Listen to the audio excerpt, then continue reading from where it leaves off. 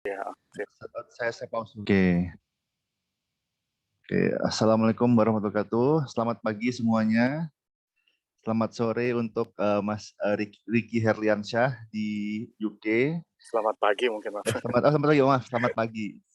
Oke. Eh, Oke, kita mulai saja. Jadi hari ini kita ada sesi kuliah tamu kelas gabungan analitika bisnis dengan topik Predictive Analytics 4, Forecasting, dan Monte Carlo Simulation. Jadi alhamdulillah kita telah datang dosen tamu kita yaitu Mas Ricky Herliansyah. Mungkin saya perkenalkan terlebih dahulu. Jadi Mas Ricky ini adalah seorang dosen di Institut Teknologi Kalimantan sejak tahun 2015. Beliau adalah awardee beasiswa LPDP selama 2 kali. Pertama kali untuk jenjang master di tahun 2015, lulus dengan Master of Statistics dari UNSW Australia tahun 2017. Kemudian mendapat beasiswa LPDP yang kedua kali untuk program doktor di tahun 2019.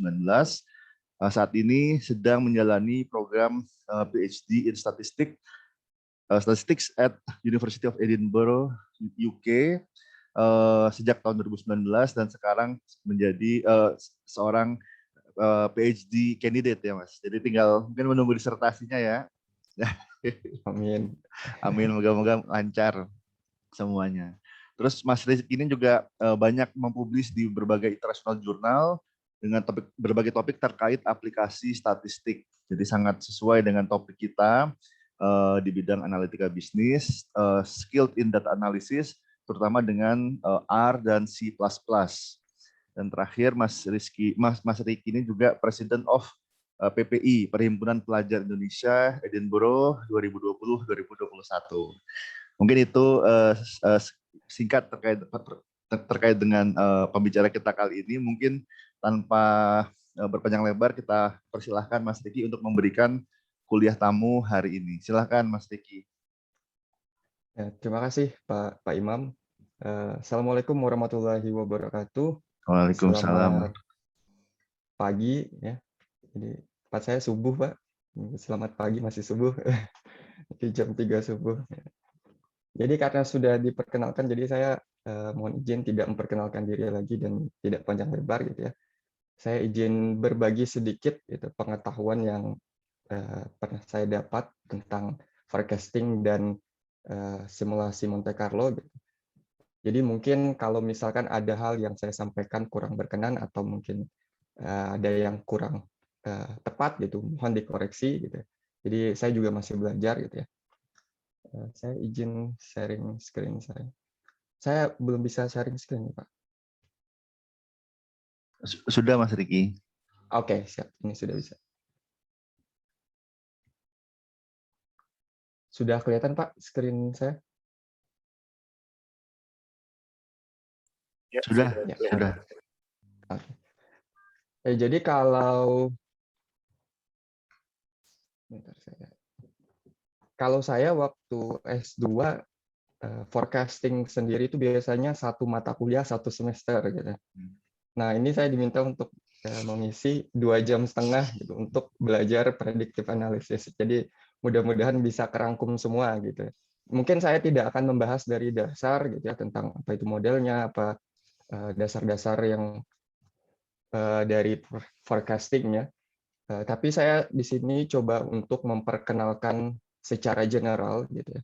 Jadi kalau kita mau melakukan prediksi gitu, karena saya nanti akan lebih ke studi kasus gitu biar lebih rekan-rekan bisa lebih melihat bagaimana metode peramalan itu diaplikasikan secara nyata gitu ya. Jadi nanti mungkin metodenya agak sedikit advance gitu, tapi hanya ingin memberi ide. Jadi kalau memang benar-benar tertarik untuk mengulik lebih lanjut, nanti bisa baca beberapa buku time series gitu ya, yang mungkin nanti bisa untuk teman-teman membaca dari awal gitu, bagaimana membangun model, bagaimana mengenali data time series, karena ya tadi saya bilang ini perkuliahan satu semester kita rangkum jadi ya kurang lebih 1-2 jam lah ke depan. Nah, saya akan mulai sedikit gitu tentang mengapa kita di dalam bisnis, gitu, karena kita sekarang bicaranya di ekonomi ya.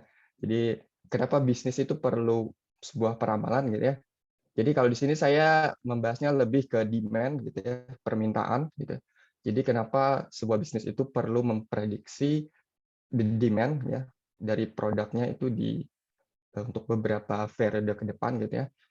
Yang pertama untuk mengestimasi dan memproyeksikan future avenue-nya gitu ya. Jadi untuk pendapatan masa depannya itu seperti apa gitu. Kemudian juga untuk mengestimasi future biaya operasionalnya, kemudian capital investment-nya. Jadi mungkin istilah-istilah ini orang-orang ekonomi jauh lebih paham dibanding saya gitu. Jadi saya coba relevansikan gitu ya. Kemudian juga untuk membangun atau menyusun ya rencana jangka pendek dan jangka panjang gitu. Itu biasanya jadi tujuan dari peramal itu adalah ini gitu ya. Nah, dalam peramalan sendiri itu tidak ada istilahnya perfect forecast gitu ya.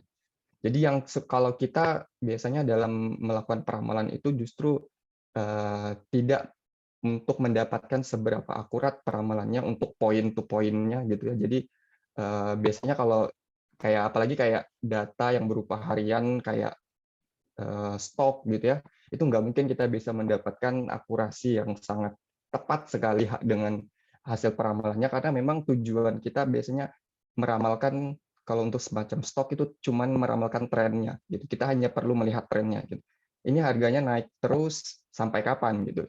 Titik beloknya ini kapan. Nah, biasanya kalau semacam stok itu kita cuma cukup tahu trennya aja gitu. Jadi tidak perlu tahu seberapa harganya itu nilai sebenarnya gitu ya.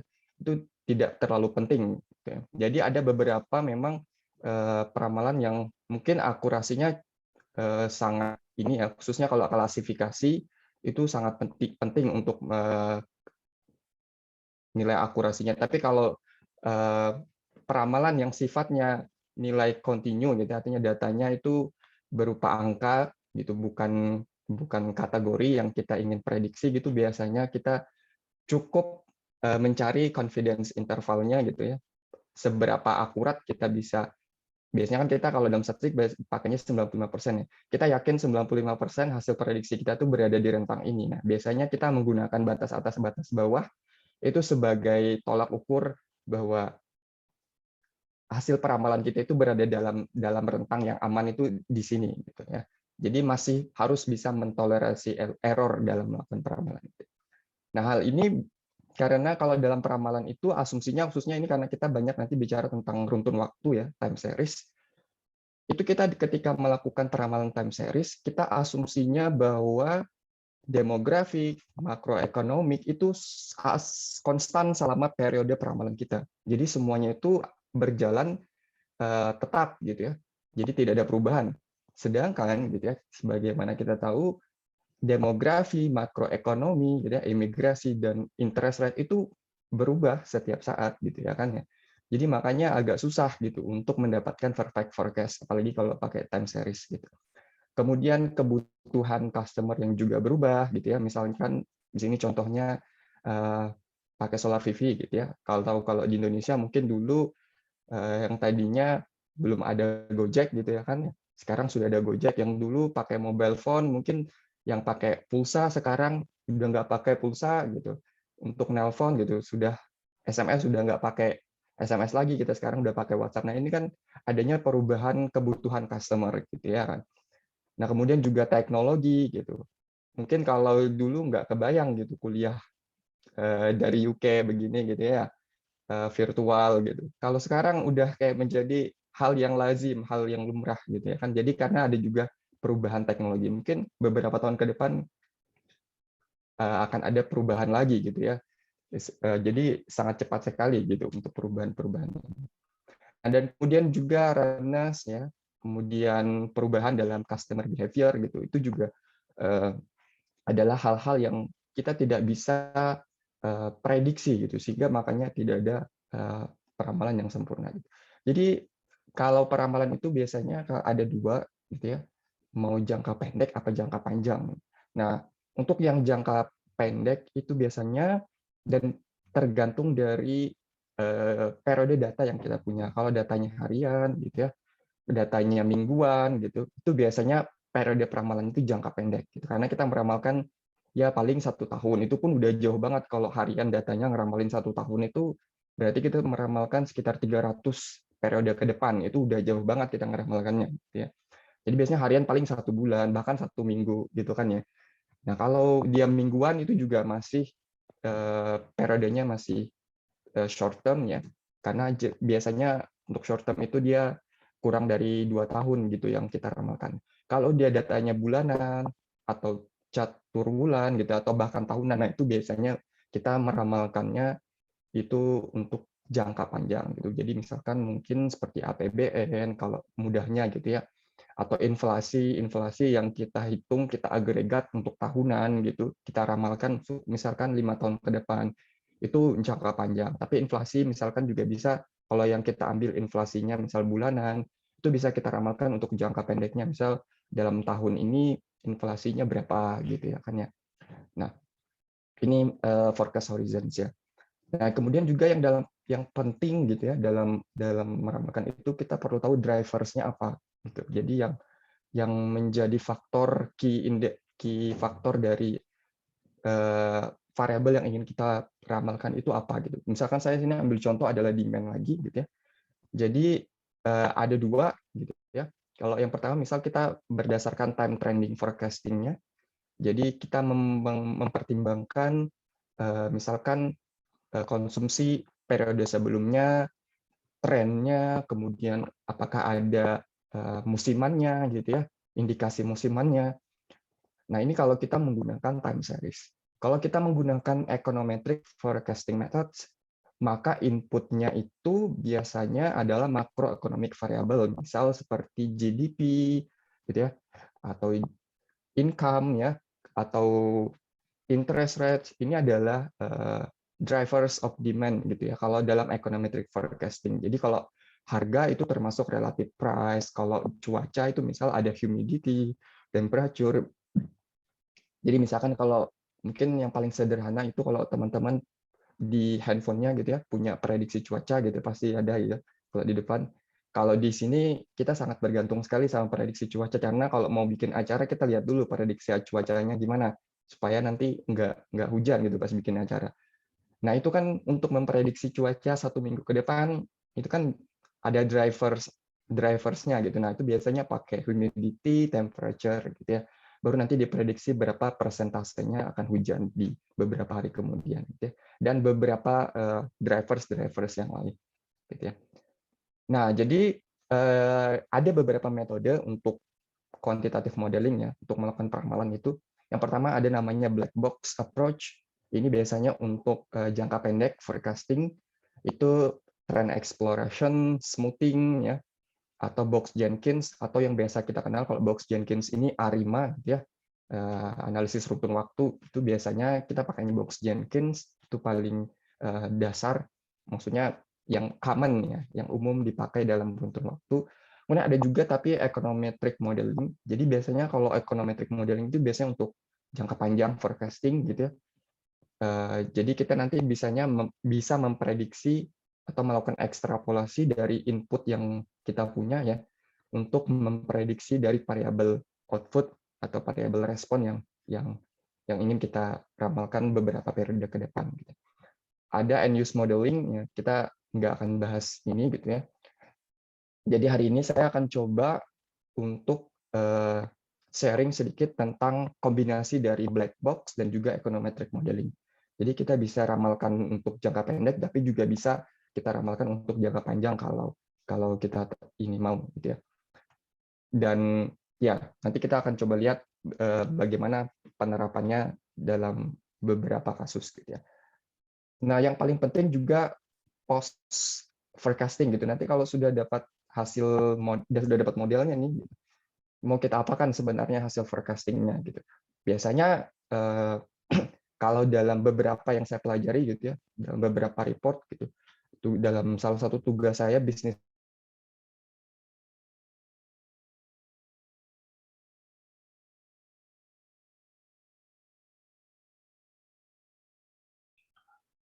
Halo, Mas Riki kayaknya terputus. itu saya nemu report dan mereka sebenarnya meramalkannya cuma pakai model regresi yang cukup sederhana gitu ya. Tapi modelnya robust gitu. Jadi biasanya kalau orang ekonomi bilangnya robust gitu. Itu yang paling penting kalau melakukan peramalan gitu ya. Nah, jadi mereka biasanya buat beberapa skenario gitu. Jadi karena kalau ekonometri kan biasanya ada variabel input ya yang kita gunakan tadi misalkan GDP. Jadi mereka buat skenario untuk melakukan peramalannya. Jadi kalau GDP-nya naik 10% ya 5 tahun lagi kira-kira peramalannya gimana? Kalau GDP-nya naik 20%, peramalannya gimana? Gitu ya. Kalau GDP-nya turun, peramalannya gimana? Jadi dibuat beberapa skenario biasanya. Jadi kita sudah bisa melihat gitu, kalau ini naik, ini yang akan terjadi pada hasil peramalan kita kalau dia turun ini gitu. Dan juga kita melakukan sensitivity analysis gitu. Jadi itu tadi melihat variasi dari variabel hasil peramalan kita dengan merubah dari variabel bebasnya jadi naikin 10%, ada yang 50% gitu ya. Gimana kalau misalkan terjadi sesuatu signifikan perubahan kebijakan dan lain-lain itu sensitivity analysis gitu ya. Dan yang paling penting juga market segmentation gitu. Jadi dalam melakukan peramalan itu juga kita perlu ini melihat bahwa di pasar khususnya customer itu dia sangat beragam gitu ya. Kemudian misalkan ya market itu biasanya terdiri dari residensialnya, jadi kemudian level commercialnya, ada dari government atau industri gitu ya kan ya. Kemudian juga dan ini tuh sangat berbeda untuk setiap variabel yang kita kita teliti gitu ya. Jadi misal contohnya tadi kayak GDP gitu ya. Kalau GDP mungkin karena dia levelnya provinsi gitu ya. Jadi mungkin setiap provinsi beda-beda gitu. GDP-nya tergantung dari misal resource-nya gitu ya, SDA yang tersedia gitu kan. Itu sudah mensegmen dari variabel yang ingin kita teliti gitu. Jadi ada baiknya ketika kita melakukan peramalan itu berada dalam satu segmen yang sama gitu. Apalagi kalau ekonometrik ya, modelnya itu biasanya kita asumsinya bahwa observasi kita ya, yang kita gunakan untuk modeling itu biasanya homogen gitu. Jadi kalau kita melihat adanya heterogeneity dalam observasi kita, pilihannya dua, kita cluster modelnya, jadi dipisahin gitu ya untuk setiap kelompok, atau kita menggunakan biasanya random effect model gitu. Jadi untuk memasukkan efek dari heterogenitas ini gitu. Nah, tapi nanti ini nggak masuk dalam topik kita, jadi saya tidak akan bahas lebih lanjut. Gitu ya. Nah, itu tadi sedikit pengantar untuk peramalan, gitu. Saya nggak mau panjang-panjang di sana. Nah, jadi karena topiknya hari ini adalah forecasting dan simulasi untuk Monte Carlo, gitu ya. Jadi saya akan mulai dengan Monte Carlo simulation dulu, gitu ya. Jadi biasanya kalau dalam statistik, simulation study itu dipakai untuk mengetahui atau mengukur ya sebuah metode gitu ya yang kita propose-nya. Jadi kayak misalkan kayak riset saya sekarang gitu, kita propose untuk metode baru ya, untuk mengembangkan metode baru, karena kalau kita langsung gunakan metode ini untuk data yang sebenarnya, kita nggak tahu gitu apakah metode kita ini berhasil atau tidak gitu. Karena tidak ada pembandingnya, kita nggak tahu nilai parameter sebenarnya. Nah, disinilah simulasi itu datang gitu. Jadi kita pakai simulasi, kita bangun desain dan bangkitkan datanya sedemikian rupa seperti data sebenarnya gitu. Tapi kita tahu nilai parameternya, sehingga ketika kita gunakan modelnya, kita bisa mengukur seberapa akurat metode kita dalam mengestimasi dari data yang kita bangkitkan. Itu tujuan dari simulasi. Kemudian biasanya juga khususnya di biologi biasanya ya, atau medical science, itu untuk mendapatkan data itu mahal biasanya. Gitu sekali eksperimen itu bisa ratusan juta gitu. Nah, bahkan lebih gitu. Jadi untuk bisa benar-benar mendapatkan data yang akurat gitu ya, biasanya orang-orang simulasi dulu nih gitu. Jadi dibuat sedemikian rupa gitu ya, sehingga hasil simulasinya itu benar-benar seperti data sebenarnya. Nanti kalau simulasinya berhasil, baru nanti dikumpulkan data yang sebenarnya gitu ya. Nah, jadi kalau simulasi itu ada namanya one shot eksperimen, jadi kita cuman sekali aja gitu ya. Jadi yaitu tadi hasilnya dihasilkan oleh satu set yaitu data yang kita bangkitkan.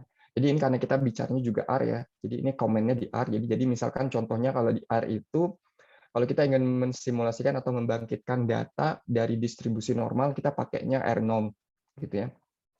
Di mana N di sini itu menunjukkan banyaknya data yang ingin kita bangkitkan, kemudian angka 10 itu menunjukkan rata-ratanya, dan 1 itu menunjukkan standar deviasinya.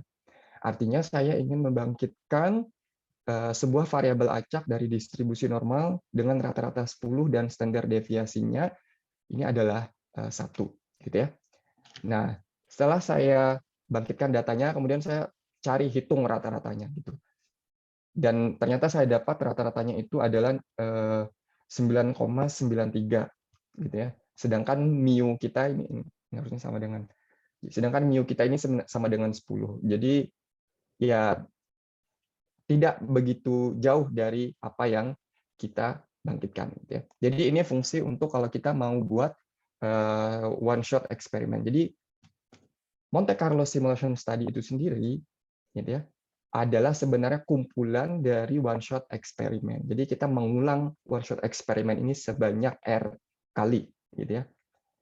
Nah, jadi karena kalau kita biasanya kalau melakukan simulasi kalau cuma sekali itu tidak cukup untuk mendapatkan kesimpulan dari hasil simulasi, karena namanya juga simulasi gitu ya. Kalau kita dapat data yang bagus ya hasil estimasinya bagus gitu. Kalau dapat datanya jelek ya hasil estimasinya jelek gitu. Jadi makanya kita ulang ini sebanyak R kali gitu ya. Dan setiap data yang kita bangkitkan itu nanti akan kita simpan gitu ya. Hasilnya misalkan tadi kita pengen hitung rata-ratanya itu disimpan, baru nanti seberapa banyak itu kita lihat distribusinya seperti apa. Karena kalau menurut teori ya secara statistik gitu, kalau N itu semakin besar suatu N gitu ya, suatu sampel gitu ya, dalam hal ini N itu banyaknya data, jadi semakin banyak data yang kita bangkitkan gitu ya, maka distribusinya itu nanti akan mengikuti distribusi normal gitu ya. Jadi dia konsisten gitu. Nah, jadi tujuan dari Monte Carlo Simulation tadi ini untuk melihat apakah estimasi kita itu konsisten apa enggak nih itu kalau kita bangkitkan berkali-kali gitu ya. Nah, jadi kalau codingnya itu biasanya kalau di R, jadi misalkan kita mau bangkitkan tadi sama 100 variabel acak dari distribusi normal dengan rata-ratanya 10 dan standar deviasinya 1 gitu ya. Nah, di sini kita mengulang one shot eksperimen sebanyak 1000 kali, jadi R ini 1000 kali gitu ya. Dan di R itu penting sekali kalau kita melakukan simulasi untuk mengatur set sheet ini. Set sheet ini artinya kalau simulasi atau skrip ini teman-teman jalankan, hasilnya itu akan sama persis dengan apa yang saya jalankan. Meskipun ya dalam simulasi itu kan kita bangkitkan variabel acak gitu ya, harusnya acak dong gitu. Kenapa kok hasilnya sama persis gitu? Nah, jadi sebenarnya nggak acak-acak juga gitu. Kita bisa mengatur level keacakannya. Jadi kalau kita mengaturkan set sheet ini, jadi siapapun yang mengeksekusi program ini itu pasti akan mendapatkan hasil yang sama dengan apa yang saya kerjakan. Jadi itu tujuan dari set sheet. Kalau nggak pakai set sheet gitu ya, 10 orang running biasanya 10 orang dapat hasilnya beda-beda gitu ya. Jadi itu pentingnya kalau kita pakai set sheet gitu. Untuk reproducibility gitu ya, untuk bisa dipakai lagi gitu. Nah, jadi biasanya kita pakai histogram ya. Kemudian kita dari 1000 eksperimen kita hitung semua rata-ratanya berapa dan ini distribusinya ya. Berarti kita lihat ini kan distribusi normal ya. Dan rata-ratanya mu-nya itu X bar-nya dari 1000 eksperimen ini tuh sudah 10 gitu. Artinya kita sudah mendapatkan kembali gitu ya nilai yang sebenarnya gitu. Jadi semakin banyak distribusinya, semakin banyak eksperimennya itu dia akan semakin bentuknya seperti distribusi normal gitu. Jadi dia akan berpusat di nilai yang sebenarnya yaitu mu-nya sama dengan 10 gitu ya. Dengan standar deviasinya karena 1 ya. Jadi ya makanya juga nggak lebar data kita. Jadi standar deviasinya juga 1, nggak lebar gitu ya. Nah, ini simulasi Monte Carlo. Jadi kuncinya adalah one shot eksperimen yang kita ulang sebanyak R times. Jadi sebanyak R kali gitu. Simple. Jadi itu adalah simulasi Monte Carlo. Sebenarnya sudah sesimpel itu aja kalau kita melakukan simulasi Monte Carlo. Tapi kita coba untuk melakukan simulasi Monte Carlo dengan model yang sedikit sesuai dengan topik kita hari ini, yaitu runtun waktu. Nah, jadi misal kita ingin mensimulasikan model AR1 gitu. Jadi nanti kita akan bahas ARIMA gitu ya. Jadi autoregresif kalau AR itu, kalau MA itu moving average-nya. Jadi kombinasi keduanya kita sebutnya ARMA, ya, autoregressive moving average. Kalau nanti ada differencing-nya, jadi nantinya ARIMA. Jadi I-nya itu integrated-nya gitu ya. Nah, jadi kita pakai model yang simpel dulu nih, AR. Jadi model AR itu sebenarnya YT ya, saya pakainya ini. Terus theta ya, YT-1. Jadi dia hanya bergantung pada periode T-1. Jadi itu model AR1. Artinya dia bergantung pada satu hari atau satu periode data sebelumnya gitu ya. Dan dalam runtun waktu kita biasanya, karena ini model yang dibangun dari parametrik ya, jadi kita ada asumsinya ZT di sini biasanya asumsinya adalah white noise, artinya dia berdistribusi normal dan independen ya. Jadi tidak terjadi autokorelasi. Nah, saya mau membangkitkan model AR ini ya. Sebanyak datanya itu sebanyak 250 ya. Jadi ada periode waktunya itu sebanyak 250 dari T sama dengan 1 sampai 250. Dengan tetanya itu deltanya ini itu adalah 0,5. Jadi ini adalah nilai parameter yang ingin saya bangkitkan ya, dengan model yang seperti ini. Jadi kalau di R itu sederhananya, jadi kalau di R itu sudah ada built-in function-nya, jadi ada sudah fungsi yang kita bisa pakai tanpa harus install package kalau saya nggak salah ya. Itu saya atur lagi set sheet-nya, kemudian kita ingin replikasi sebanyak 1000 kali gitu ya. Kemudian setiap delta yang kita estimasi nanti akan saya simpan, nama variabelnya itu delta head gitu ya. Nah, untuk membangkitkan model AR ini kita pakai ARIMA sim, arima.sim ya. Kemudian ini nama fungsinya list order ini adalah P, ini untuk order AR, dan yang di tengah itu adalah untuk differencing-nya, karena kita datanya nggak di differencing, jadi nggak perlu. Yang paling belakang itu order key, jadi itu moving average-nya.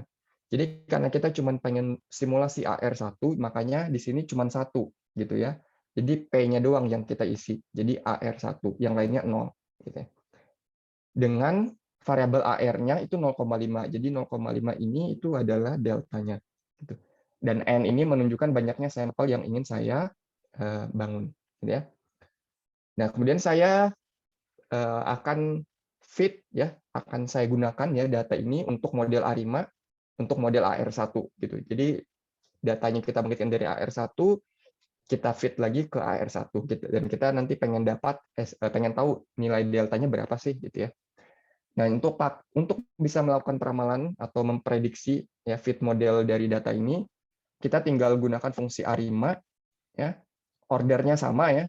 Jadi yang pertama itu adalah P-nya, di tengah itu key, dan kemudian yang paling belakang itu adalah yang tengah D, yang di belakang itu key. Nah, karena kita di sini nggak ada include min ya, jadi makanya saya tulisnya include min false gitu, supaya kita benar-benar dapat kembali model yang kita punya.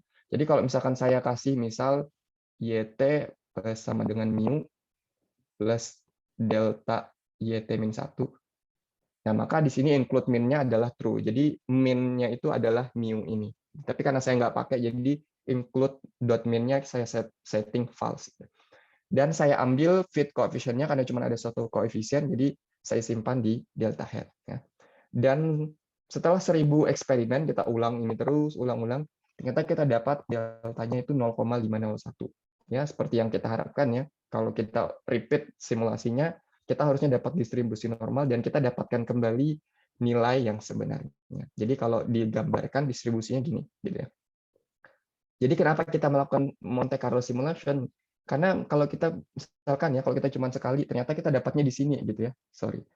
Misalkan kita dapatnya di sini, dapatnya 0,35, terus kita kesimpulkan, oh ternyata metodenya bias gitu. Padahal simulasinya cuma satu kali, gitu kan? Kan itu nggak valid, gitu ya. Jadi makanya kita perlu melakukan Monte Carlo ini untuk benar-benar melihat seberapa akurat metode kita, gitu ya. Nah, ini contoh yang pertama. Kemudian contoh yang kedua, salah satu tujuan simulasi juga untuk melihat kalau kita modelnya kita misspesifikasi nih, kita sengaja salahin gitu. Terus kita gunakan model yang lain, kira-kira apa yang terjadi gitu pada data kita. Nah, kita juga bisa melihat kalau kita ingin melihat seberapa jauh kita melakukan kesalahan kalau kita modelnya salah gitu ya. Nah, saya naikin, misal kita pengen mensimulasi model AR2, jadi tinggal tambah satu variabel lagi di sini YT-2, ya. Jadi bergantung pada periode -2 gitu. Kalau AR1 -1, kalau AR2 yaitu -2 gitu ya. Nah, dengan delta 2-nya adalah -0,1. Sama yang variabel yang lain, delta 1-nya itu 0,5 dan kita ingin membangkitkan sebanyak 250 kali gitu ya. Dan di sini jadi kita menggunakan fungsi yang sama, maka ordernya naik jadi 2 karena AR2 kan tadi di sini 1 ya, yang di sini. Sekarang naik jadi 2 karena ordernya sudah AR2 gitu ya.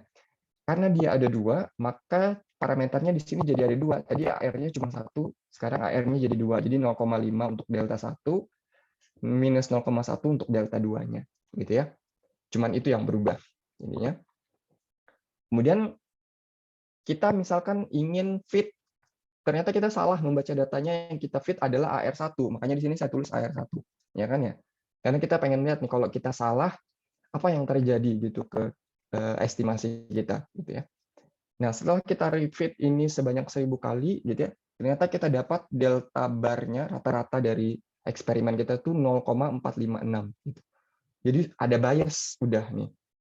Nah, jadi yang terjadi kalau misalkan kita fit model yang salah, itu parameternya nanti akan sedikit bias gitu ya. Artinya sedikit melenceng dari yang nilai yang sebenarnya karena ini kita misspecify modelnya gitu. Jadi salah menspesifikasikan modelnya. Dan kebetulan di sini saya hanya menspesifikasikan -0,1. Kalau misalkan saya -0,5, maka biasnya ini akan semakin tinggi nanti di sini. Jadi tergantung dari sini. Jadi makanya pentingnya kita memspesifikasikan model dengan benar itu adalah untuk menghindari bias dari model yang kita peroleh, gitu ya. Nah, jadi kalau kita lihat di sini rata-ratanya bergeser dari 0,5, gitu ya. Jadi ada sedikit pergeseran kan di sini nih nilai sebenarnya gitu. Jadi distribusinya bergeser kalau kita salah menspesifikasikan modelnya. Nah, yang terakhir ya, sekarang saya pengen melakukan simulasi.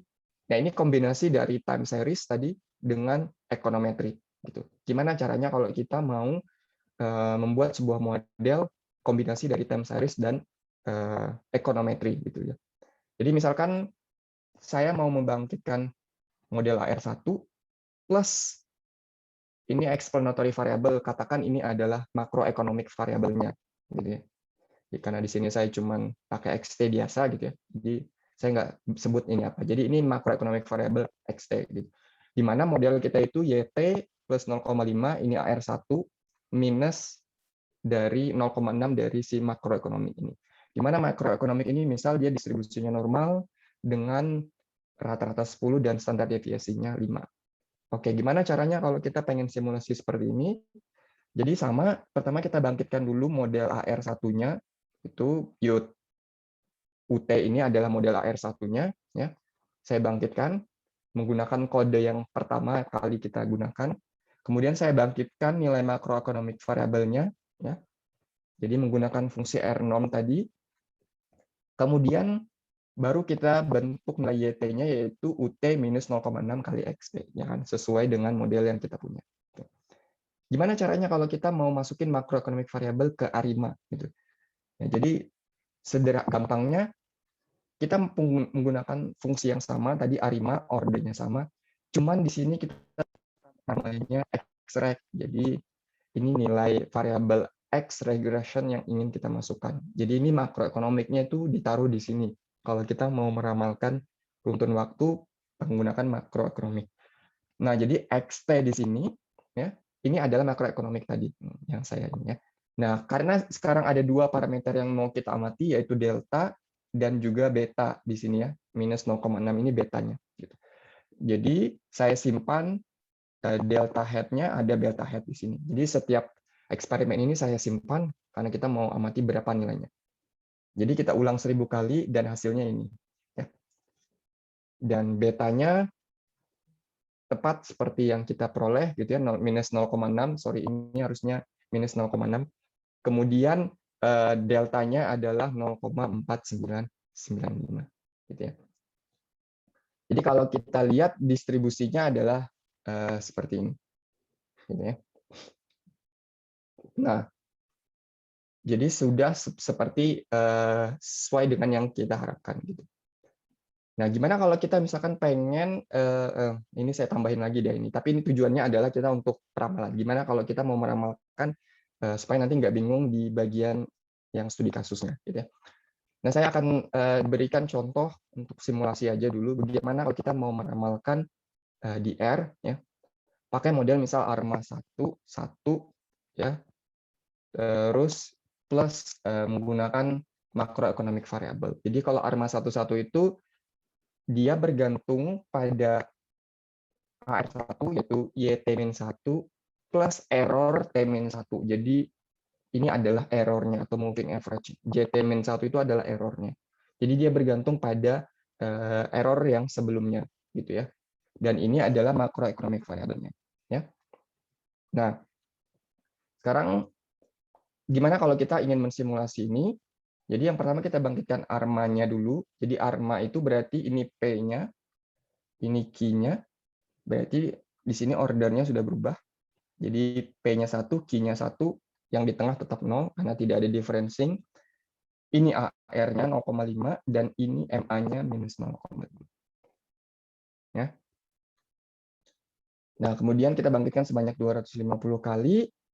XT-nya sama seperti yang tadi ya, dan YT-nya adalah penjumlahan ya dari dua variabel ini, dua proses ini. Nah, biasanya kalau dalam peramalan itu kita bagi datanya training sample sama testing sample. Nah, karena kita pengen menguji model kita gini ya, seberapa akurat hasil prediksinya. Nah, ini saya bagi, jadi saya ambil 200 data pertama untuk bangun modelnya, gitu ya. Kita fit ke modelnya, fit ke datanya. Nanti 50 berikutnya kita pakai untuk bandingkan hasil prediksi kita, gitu ya. Nah, ini biasanya kalau dalam forecasting itu yang kita lihat, yang pertama time series plot-nya, ada namanya ACF, ya, autocorrelation function, ada namanya PACF, itu partial autocorrelation function. Biasanya kita menentukan derajat P dan Q itu dengan melihat dua plot ini, gitu ya. Nah, seperti kita lihat di sini kan lag pertama itu signifikan paling tinggi ya. Nah, itu artinya derajat P itunya kita bisa identifikasi untuk indikasi model awal sama dengan 1. Ini juga sama ya. Dia muncul di lag pertama, maka kita bisa indikasikan bahwa derajat Q pertamanya adalah 1 gitu. Meskipun di sini kalau kita lihat ada di lag 6 ya. Kemudian ada di lag berapa ini. Biasanya kita tidak tertarik pada lag yang tinggi gitu. Kalau runtun waktu kita ambil modelnya yang simple gitu ya.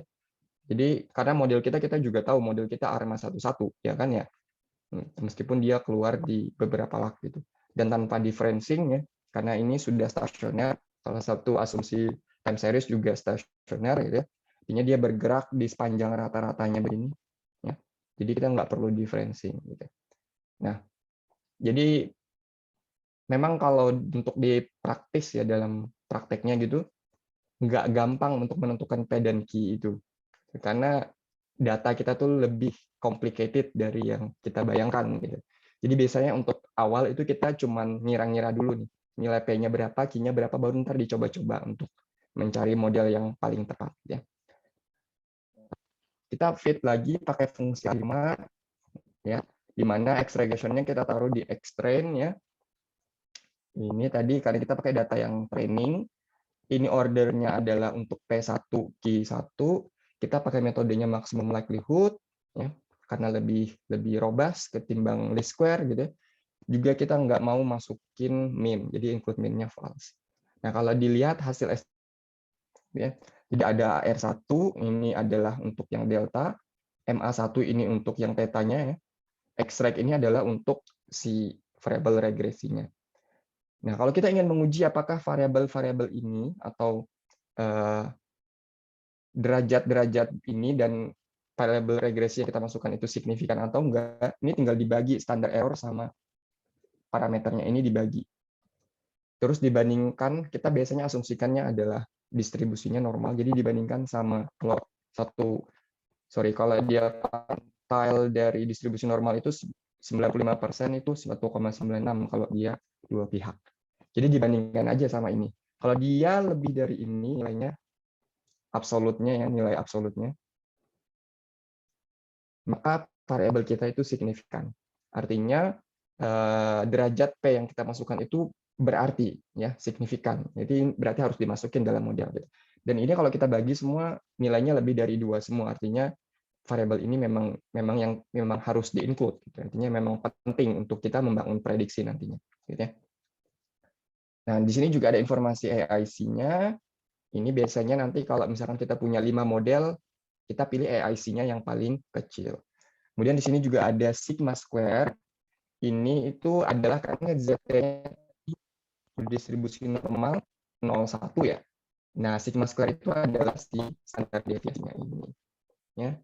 Jadi makanya dia estimasinya 1,1. Jadi seberapa lebar error yang kita punya dalam melakukan prediksi itu adalah sigma square-nya. Gitu ya. Semakin tinggi sigma square-nya berarti semakin lebar errornya. Jadi kalau kita mau memilih model juga lihat sigma square-nya yang rendah. Gitu ya. Nah, sekarang kita pengen prediksi 50 ke depan gitu ya. Nanti kita bandingkan sama data testingnya. Jadi kita menggunakan fungsi predik, modelnya tadi fit. Nah, karena kita menggunakan variabel makroekonomik, maka kita juga perlu mensupply variabel makroekonomiknya, yaitu XT dari 201 sampai 250 ya, itu jadi variabel makroekonomiknya. Tapi prakteknya biasanya makroekonomiknya kan kita perlu prediksi juga nih berarti. Nah, disinilah kita mainkan yang tadi sensitivity analysis dan membuat beberapa skenario. Jadi misalkan makroekonomiknya kita naikin 10% tiap bulan, itu gimana? Dimasukin ke sini sebagai input, dilihat hasil prediksinya gimana. Gitu ya. Nah, saya mau end ahead ini 50, artinya 50 periode ke depan saya akan akan saya prediksi gitu. Nah, ini cuma fungsi untuk plotnya, nanti bisa dilihat ya. Dan begini hasilnya gitu ya. Jadi itu tumpang tindih gitu karena nilainya sangat dekat sekali gitu ya. Jadi yang warna biru itu adalah confidence intervalnya ya. Jadi kita yakin 95% bahwa hasil prediksi kita itu akan berada di rentang ini gitu ya. Jadi kita bisa menggunakan confidence interval ini sebagai batas bawah dan batas atas dari peramalan kita gitu ya. Jadinya worst skenario-nya itu serendah-rendahnya kita akan dapat segini dengan 95% kepercayaan atau 5% error, setinggi-tingginya kita akan dapatnya segini gitu ya. Jadi ketimbang melihat hasil peramalannya, biasanya kita lebih cenderung melihat confidence intervalnya ini gitu ya. Jadi kita bisa mentoleransi errornya 5% berada di sini gitu ya. Nah, ini adalah hasil-hasil peramalan. Ini ya, kalau kita pakai jadi ini adalah bagaimana kalau kita membuat peramalan di sini menggunakan ARIMA gitu ya. Nah, jadi itu tadi sedikit untuk simulasinya Monte Carlo dan beberapa ini. Sebenarnya saya masih ada studi kasus. Saya nggak tahu nih Pak Imam gimana maunya kita diskusi yang Monte Carlo dulu, baru nanti saya lanjut ke studi kasus. Apa mau dihabisin dulu nih Pak?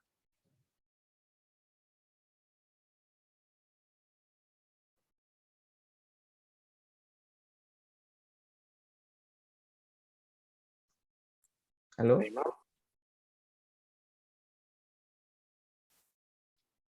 Pak Imam bisa terdengar? Oh, memang agak bisa, Pak. Koneksi saya agak kurang stabil sepertinya. Kita Ya. case dulu atau lanjut ke materi aja, Pak Imam? Gimana, Mas Riki? Jadi kan ini ada dua subtopik. Oh, iya. Jadi yang pertama kan Monte Carlo gitu. Apa Sama kita yang buka? studi kasus. Oh, Ya, iya. apakah nanti mau kita diskusi Monte Carlo-nya dulu biar nggak tumpang tindih kebanyakan. Oke. Nanti baru saya lanjut ke yang studi kasus berikutnya. Oke. Baik, kalau gitu kita buka sesi tanya jawab pertama untuk yang Monte Carlo, silahkan. Silahkan dari teman-teman kelas saya dan kelas Pak Arfi.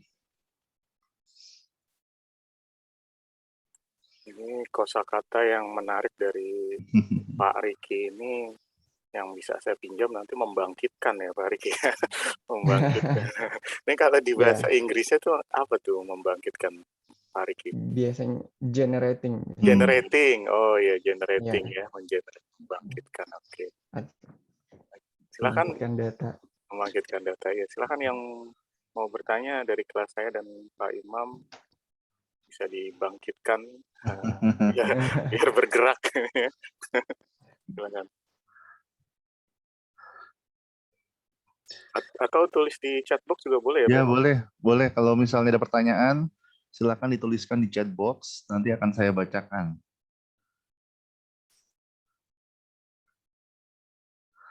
Atau mungkin kita lanjut dulu mungkin Mas ya, kita nanti mungkin Boleh, Pak. kita lanjut dulu, nanti mungkin pertanyaannya dikumpulkan di belakang. Chatbox ya. Ya, tapi silakan buat teman-teman pertanyaan bisa dituliskan di chat box. Tapi nanti kalau misalnya ada yang mau bertanya langsung juga saya kasih waktu nanti setelah ini. Oke, mungkin dilanjutkan saja Mas Riki. Pak Riki, setelah ini kan setelah ini apa aplikasi tadi yang case tadi tadi ya. Ya. Nah, Ya, mungkin setelah case nih biasanya baru mungkin Mm-mm. terbangkitkan nih. Silakan Pak Riki. Siap, Pak. Oke, kalau gitu saya lanjutkan untuk yang contoh ini ya, realnya ya.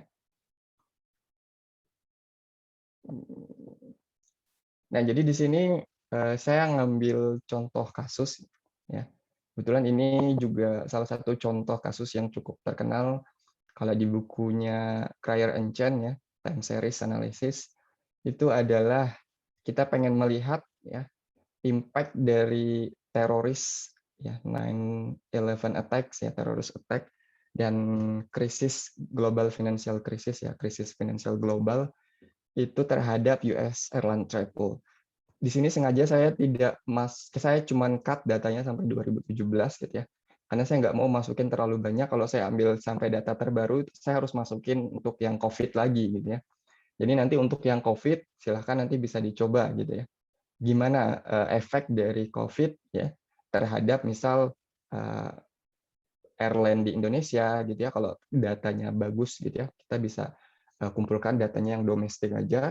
Kemudian kita lihat bagaimana impact-nya dan seberapa lama impact dari COVID ini terhadap penerbangan, dalam hal ini misalkan jumlah penumpang atau kapasitas yang terjual dan semacamnya gitu ya, terhadap penerbangan yang ada di Indonesia gitu ya.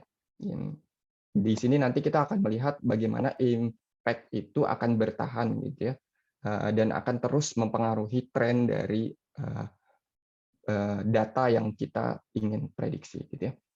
Jadi saya ambil sedikit ceritanya dulu gitu ya sebelum kita ke ininya. Jadi memang kalau melakukan analisis gitu ada baiknya kita tahu dulu nih prosesnya yang terjadi di data kita apa gitu ya. Supaya kita ketika nanti ketemu misal ada masalah gitu kita tahu ini apakah ini karena kejadian yang terjadi di selang waktu yang kita ramalkan atau faktor lain gitu ya. Jadi pada 19 September gitu ya 2001 gitu ya. Jadi Amerika itu ya diserang gitu ya, dengan serangkaian bunuh diri gitu ya, bom bunuh diri dengan menabrakkan 4 pesawat ya ke Washington DC dan New York City itu tepatnya pada 11 September 2001 ya. Semenjak kejadian ini gitu ya, jumlah penumpang kalau di sini nanti kita pakainya air miles ya, passenger air miles ya, itu drop signifikan jauh gitu ya gara-gara kejadian ini. Artinya orang takut ya penerbangan gara-gara terrorist attack ini gitu. Bayangin 4 pesawat ditabrakin meledak semua gitu kan ya ke beberapa gedung Pentagon gitu ya waktu itu. Mungkin teman-teman ada yang pernah dengar dan tahu lebih banyak tentang sejarah ini ya. Dan itu sangat berpengaruh ya, memukul keras penerbangan di US pada saat itu dan efeknya cukup bertahan lama gitu ya. Nah, ini yang pertama yang akan kita lihat nanti. Kemudian yang kedua adalah global financial crisis gitu ya. Belum lama ya lumayan sih ya 7 tahun udah setelah itu. ternyata US juga dipukul oleh global financial crisis gitu ya.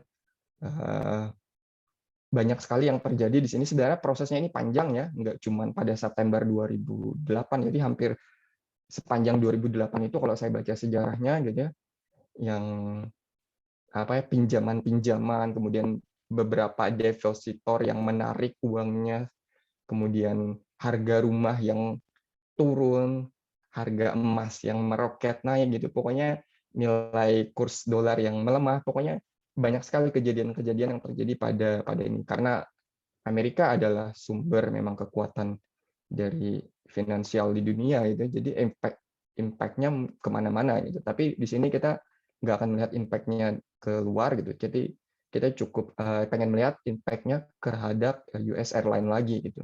Apa yang terjadi terhadap penerbangan US pada saat terjadi financial crisis di sini ya. Nah, jadi data yang kita punya itu adalah revenue passenger miles ya, oleh commercial airlines di United States ya. Kalau saya nggak salah ini adalah domestik, jadi yang hanya penerbangannya within Amerika aja. Jadi dalam Amerika ya. Periode waktunya yang kita punya adalah bulanan, itu dari Januari 1996 sampai Januari 2017 gitu ya. Jadi kejadian yang terjadi di rentang waktu ini sebenarnya mungkin ada periode yang lain, tapi tidak terlalu mempengaruhi data kita gitu ya. Yang paling signifikan itu dua ini, yaitu saya sebutnya 9/11 attacks atau terrorist attack yang terjadi di September 2001. Kemudian juga global financial crisis yang puncaknya juga di September 2008 gitu ya. Nah, kita juga perlu ingat gitu ya bahwa ada periode musiman gitu untuk penumpang di Amerika juga, yaitu sekolah itu, dan itu setiap tahunnya terjadi di September. Jadi sekolah itu balik lagi karena liburan musim panas berakhir itu di September setiap tahun. Jadi pasti akan ada penurunan jumlah penerbangan itu setiap tahun di September karena ini tadi ya, karena orang-orang udah balik sekolah gitu ya, musim panas udah berakhir, jadi orang-orang nggak kemana-mana gitu ya kan ya.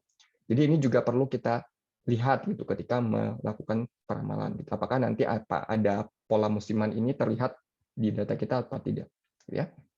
Nah, ini data dictionary yang kita punya, dan ini data yang kita punya gitu ya, time series plotnya dari si passenger air miles dari 1996 sampai 2017, Januari 2017 ya. Jadi kalau kita lihat memang polanya musiman gini ya, setiap tahun itu turun titik ini, turun di titik ini. Ya ini tadi ya, karena adanya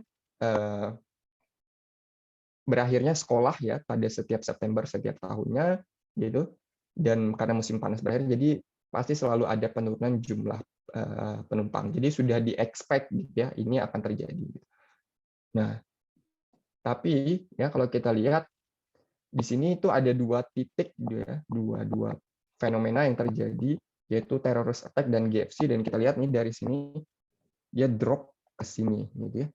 Dari 50 juta air miles itu turun di bawah 30 juta air miles. Itu kan dropnya signifikan banget ya. Kalau saya tarik garis trennya, itu kan trennya di sini ya. Nah, itu dia turun, bergeser trennya. Turun ke bawah. Kemudian kena lagi financial crisis yang harusnya mungkin sampai di 2017 itu di sini, gitu ya. Turun makin jauh trennya. Ya. Karena financial crisis, padahal belum sembuh nih dari ini ya, dari terrorist attack, ternyata kena lagi financial attack, jadi turun lagi di sini gitu ya. Nah, jadi tujuan kita gitu ya hari ini itu saya ingin coba bagaimana kita memasukkan efek ya atau pengaruh dari si terrorist attack dan global financial crisis ini ke dalam time series gitu ya, dan melihat bagaimana efeknya berlangsung gitu ya. Kita pengen lihat gimana sih pengaruh dari si terrorist attack ini terhadap US Airlines gitu ya, dan berapa lama efeknya akan bertahan gitu ya. Kira-kira butuh berapa lama untuk supaya tren ini bisa pulih lagi sebenarnya gitu ya. Setelah kena ini terrorist attack dan ini. Gitu. Nah, jadi kalau dalam ARIMA gitu saya buatin step-stepnya ini ya. Untuk membangun sebuah ARIMA ya, model untuk data itu biasanya step-nya seperti ini ya. Jadi yang pertama kita mentransformasi data itu, jadi tadi kalau dilihat dalam series plot-nya apakah datanya udah stasioner apa belum gitu ya. Variansinya itu stabil apa enggak gitu ya.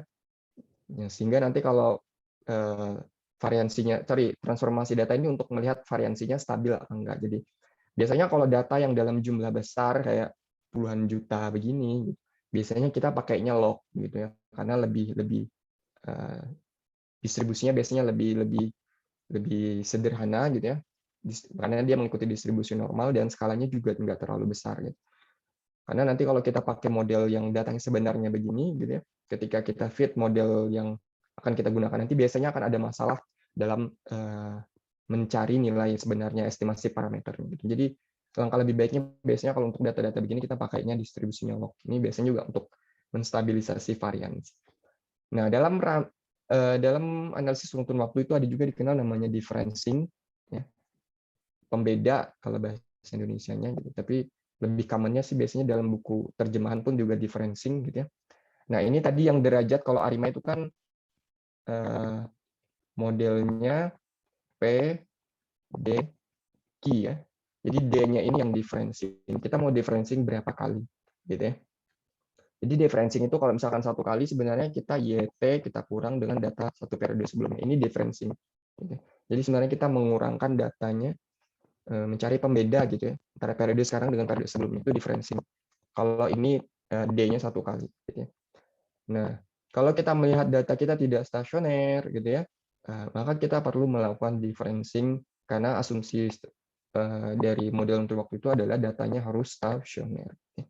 Nah, kemudian setelah kita differencing, kita menentukan nilai P dan Q-nya tadi ya, P dan Q, yang mana yang kita lihat dari plot ACF dan PACF-nya.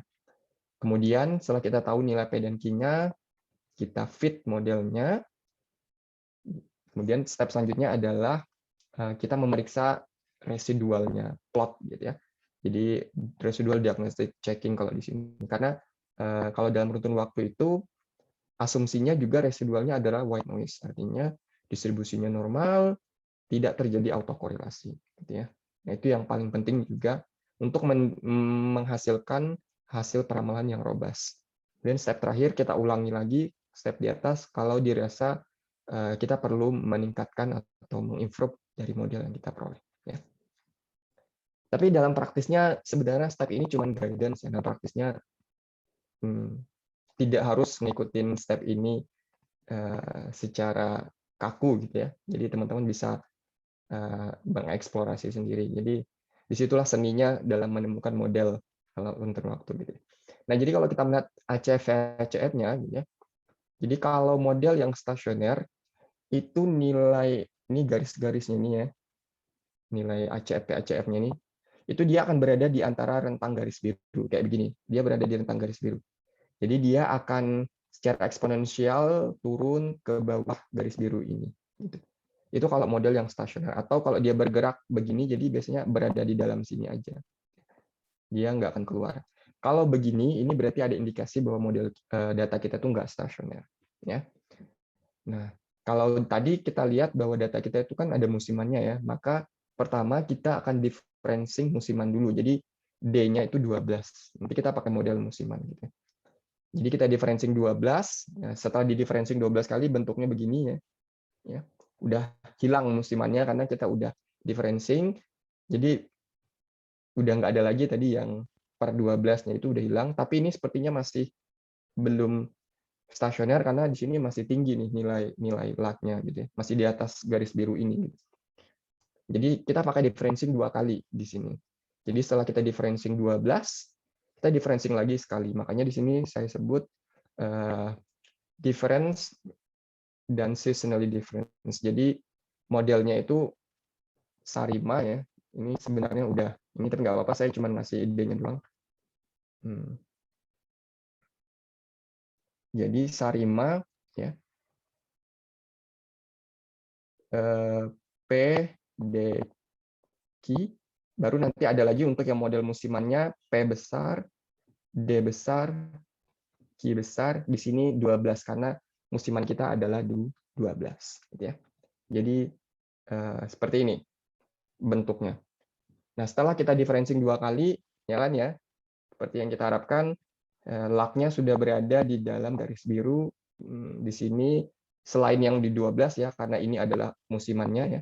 Jadi sudah berada dalam garis biru. Artinya, oke, ini sudah cukup ya untuk data kita. Dan ini hasil differencing-nya setelah luck 12 dan sekali, maka ini udah stasioner. Nah, kita lihat ini adalah yang 2021 ya. Itu ada sedikit kelihatan nih. Kalau di sini sepertinya ini outlier ya. Nanti kita juga akan bagaimana caranya menghandle outlier di model gitu ya. Oke. Nah, sekarang kita sudah melihat datanya, oke, ini sudah bagus ya. Sudah stasioner, asumsinya terpenuhi, kita nanti akan menentukan P dan Q-nya. Cuman untuk sederhana ya, untuk kasus ini saya akan mulai dengan menggunakan model ini aja. Jadi kalau dalam bukunya tadi Claire and Chan ya, dan catatan saya juga gitu, catatan kuliah gitu, dari profesor saya. Jadi klasik model untuk data bulanan itu kadang disebut sebagai airline model, itu adalah ARIMA 011 ya. 011 ini untuk yang musimannya. Artinya di sini D-nya 1, Q-nya 1, di sini D besarnya 1 untuk periode 12 dan ini Q besarnya 1. Nah, ini disebut juga sebagai airline model. Saya akan pakai model ini ya untuk memberi contoh aja sebenarnya. Sebenarnya kalau teman-teman pengen nyoba ya bisa diisi di sini 1, di sini 1, cara dilihat aja dia signifikan atau enggak. Tapi untuk menunjukkan contoh aja ini saya pakai airline model aja gitu ya, biar lebih gampang gitu ya. Nah, apa yang kita lakukan? Pertama saya akan cuma observasi untuk yang terrorist attack dulu ya. Nah, jadi kita akan menggunakan airline model untuk membangun future prediction dari passenger miles-nya tadi. Data yang kita akan pakai kita cut dulu ya, karena kita pengen ngelihat efek dari si terrorist attack dulu. Jadi itu Januari 1996 sampai September 2025 dulu ya. Jadi kan karena periodenya kan 2001 ya tadi. Jadi kita masukin ini. Kemudian tujuan kita adalah untuk mengobservasi dari si ini terrorist attack terhadap hasil peramalan kita. Kemudian kita akan memprediksi selama 3 tahun ya, 36 bulan ke depan ya. Dan kita akan membangun modelnya dalam log scale ya. Karena kadang ini lebih baik ya untuk ini. Karena kita nanti bisa convert balik kok modelnya ketika kita dalam log scale gitu. Nanti hasil peramalannya bisa kita ubah balik ke data yang sebenarnya gitu. Nah, ini hasil model fittingnya ya. Saya pakai fungsi ARIMA yang tadi gitu ya. Di sini saya pakai log ya. Log US air miles, untuk datanya saya sebutnya air miles per. Ini nama datanya ya, nama variabel datanya, jadi nggak usah bingung dari mana itu. Nah, ordernya saya pakai 011 seperti yang tadi kita pakai airlines model. Seasonalnya juga 011 di sini ya. Karena kan tadi modelnya itu kalau kita balik ini ya 011 011, ini periodenya 12, makanya di sini periodenya ada 12 ya. Metodenya adalah maximum likelihood ya. Oke, dan kita nggak masukin min juga di sini ya. Nah, ini nilai parameternya, dan kita bisa mengukur apakah dia signifikan apa enggak. Jadi seperti biasa kita bisa bagi ya, terus dilihat nilai absolutnya dan dicek apakah dia kurang dari 1,96 apa enggak gitu ya. Nah, kalau dia kurang dari 1,96 artinya dua parameter ini itu sudah signifikan, artinya udah benar kita masukin dua parameter ini dalam model kita gitu ya. Dan ini estimasinya ya, karena kita dalam log scale ya sudah pasti estimasi variansinya sangat kecil, rendah gitu ya, karena log scale. Dan ini AIC-nya untuk sekarang kita belum pakai AIC karena kita nggak melakukan model selection gitu ya. Nah, ini hasil residual diagnostic checking-nya ya. Kalau kita lihat ini jelas ya. Ini ada outlier di sini ya. Ada satu batang yang keluar jauh gitu ya. Ini artinya ada indikasi bahwa model kita ini ada outlier gitu ya. Nah, kalau di sini ACF residual dan Ljung box ini untuk mengecek apakah dia ada autokorelasi apa enggak gitu. Jadi white noise itu kan distribusi normal dan dia saling bebas. Artinya tidak ada autokorelasi. Jadi kalau dalam ACF-nya ini tidak ada yang keluar dari garis biru, itu artinya residualnya bebas autokorelasi. Atau kalau dilihat dari Ljung box-nya ya, dia di atas garis biru semua, artinya p-value-nya lebih besar dari 0,05 semua, kesimpulannya sama, tidak ada autokorelasi dalam residual. Artinya aman nih residual kita itu untuk autokorelasinya. Tapi kalau dicek distribusi normalnya, ternyata dia nggak distribusi normal karena tadi di sini ada outlier 1. P-value-nya 0, artinya kurang dari 0,05. Nah, kesimpulannya artinya residualnya tidak distribusi normal. Gitu ya. Dan di prakteknya kita sering banget ketemu jenis data yang seperti ini, gitu ya, yang melanggar asumsinya gitu. Ya mungkin ada banyak metode selain ARIMA kalau misalkan permasalahannya ini, misal pakai neural networks ya, atau metode-metode serupa gitu. Tapi tetap outlier ini harus diperhatikan ya, karena outlier ini sangat cukup mempengaruhi gitu ya hasil prediksi kita gitu. Karena trennya itu bisa meleset kalau kita tidak men-treat outlier. Jadi di sini kita perlu cari tahu dulu nih, sebelum kita men-treat outlier perlu dicari tahu outlier ini apa penyebabnya. Apa human error karena kesalahan dalam menginput data, apa memang benar-benar data yang terjadi gitu ya, sesuatu. Jadi kayak di tempat kita tadi terrorist attack gitu. Makanya jauh kan jatuhnya. Jadi dia nganggap itu outlier karena ketika dia memprediksi gitu ya di titik ini itu dia mungkin meleset karena dia jauh, mungkin dia melesetnya di sini prediksinya gitu ya. Sehingga dia menganggap ini sebagai outlier gitu. Makanya distribusinya nggak normal. Jadi kalau kita melakukan prediksi sebenarnya kalau diprediksi oke gitu hasilnya nggak terlalu jelek-jelek amat gitu. Tapi nanti coba kita lihat apa bedanya gitu. Kalau kita menginclude efek dari si terrorist attack gitu ya. Dan kalau kita lihat ya oke lah di sini gitu ya. Cukup close dengan nilai aktualnya gitu ya. Satisfying lah meskipun kita violated asumsinya, meskipun asumsinya terlanggar gitu ya. Jadi nggak apa-apa untuk saat ini kita keep dulu model ini dan hasil prediksinya gitu ya. Dan ini karena kita dalam log scale ya. Nah, kalau saya balik ya. Jadi kalau untuk mengubah data sebenarnya dari log itu jadi bukan eksponen dari misalkan tadi datanya ya Teh. Jadi bukan eksponen ya. Jadi bukan ini. Jadi kalau ini itu karena kan kalau kita memprediksi itu yang kita gunakan adalah ekspektasi ya. Mean. Kalau ini itu adalah mediannya. Jadi kalau kita mau mentransfer balik data log ke nilai sebenarnya itu ada rumusnya eksponen hasil prediksinya, misalkan ini saya kasih head hasil prediksinya, plus setengah dikali standar errornya. Ya, standar error prediksinya. Nah ini yang benar kalau kita ingin ngebalik ya hasil peramalan dari log ke nilai sebenarnya. Jadi bukan sebenarnya bisa juga pakai ini, tapi ini adalah median, bukan ekspektasi. Kalau kita mau pakainya min itu yang ini nilainya. Nah, yang sering kita pakai itu kan biasanya langsung dibalik aja nih eksponen gitu. Itu yang kita pakai sebenarnya nilai mediannya, bukan ekspektasi. Dalam beberapa kasus mereka biasanya nilainya sama, gitu, tapi ada beberapa kasus nanti nilainya beda, gitu ya. Jadi alangkah baiknya mungkin pakai yang ini, gitu. Atau bisa dicek dua-duanya untuk di-compare mana yang lebih dekat nilainya, gitu ya. Nah, ini adalah tadi kalau kita meramalkan dengan asumsi modelnya salah, dalam tanda kutip kita tidak hapus outlier-nya. Sebenarnya saya sudah hapus outlier-nya tapi tidak merubah apa-apa itu.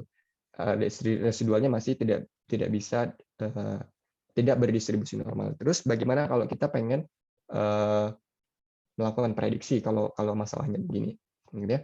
Yang pertama kita bisa buang outlier-nya, gitu ya. Saya sudah buang tapi ternyata nggak solve the problem ya.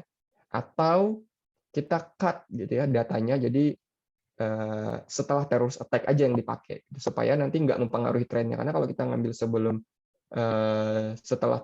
terrorist attack, nanti pasti akan drop trennya, akan bergeser trennya. Jadi kalau mau datanya di split ya. Jadi kita cuma pengen lihat ya setelah terrorist attack-nya aja gitu. Jadi karena kan trennya akan naik terus kan, kita mulai dari nol lagi trennya gitu ya. Sehingga mungkin tidak akan ada masalah outlier gitu ya. Atau kita include si terrorist attack ini ke dalam model. Nah, dan yang akan kita coba, nah itu adalah memasukkan dari terrorist attack ini, dan bagaimana caranya kita akan menggunakan namanya intervention modeling. Ya. Jadi ada namanya model intervensi. Jadi bagaimana kita memasukkan intervensi ke dalam intervensi yang terjadi pada data itu ke dalam model. Gitu ya. Nah jadi saya bahas sedikit ini sekilas saja gitu ya. Jadi ada 2 tipe intervensi gitu ya. Kalau dalam yang saya pelajarin, ada namanya pulse intervention, ini untuk jangka pendek. Ada namanya step intervention, ini untuk jangka panjang. Jadi kalau kita pengen melihat efek jangka panjangnya gimana. Nah, kalau pulse intervention ini biasanya digunakan untuk memodelkan jangka pendek, ya misalkan ada iklan gitu ya untuk produk, itu seberapa lama nih efek iklan ini bertahan gitu ya terhadap produk. Nah, biasanya kita pakai pulse intervention. Jadi pulse intervention itu sebenarnya simple fungsinya. Jadi nilainya itu sebenarnya dia indikator function ya, fungsi indikator.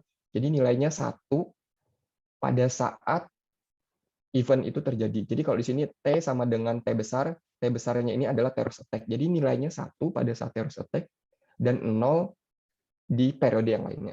Udah, itu doang sebenarnya fungsinya. Kalau step intervention itu karena dia step ya, kalau pulse itu jadi dia cuman gini. Misalkan ini T, ya. Jadi pada saat T ya, itu dia nilainya begini.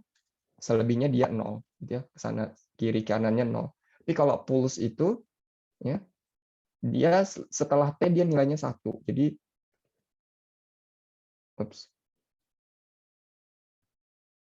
Jadi setelah T nilainya balik ke belakang.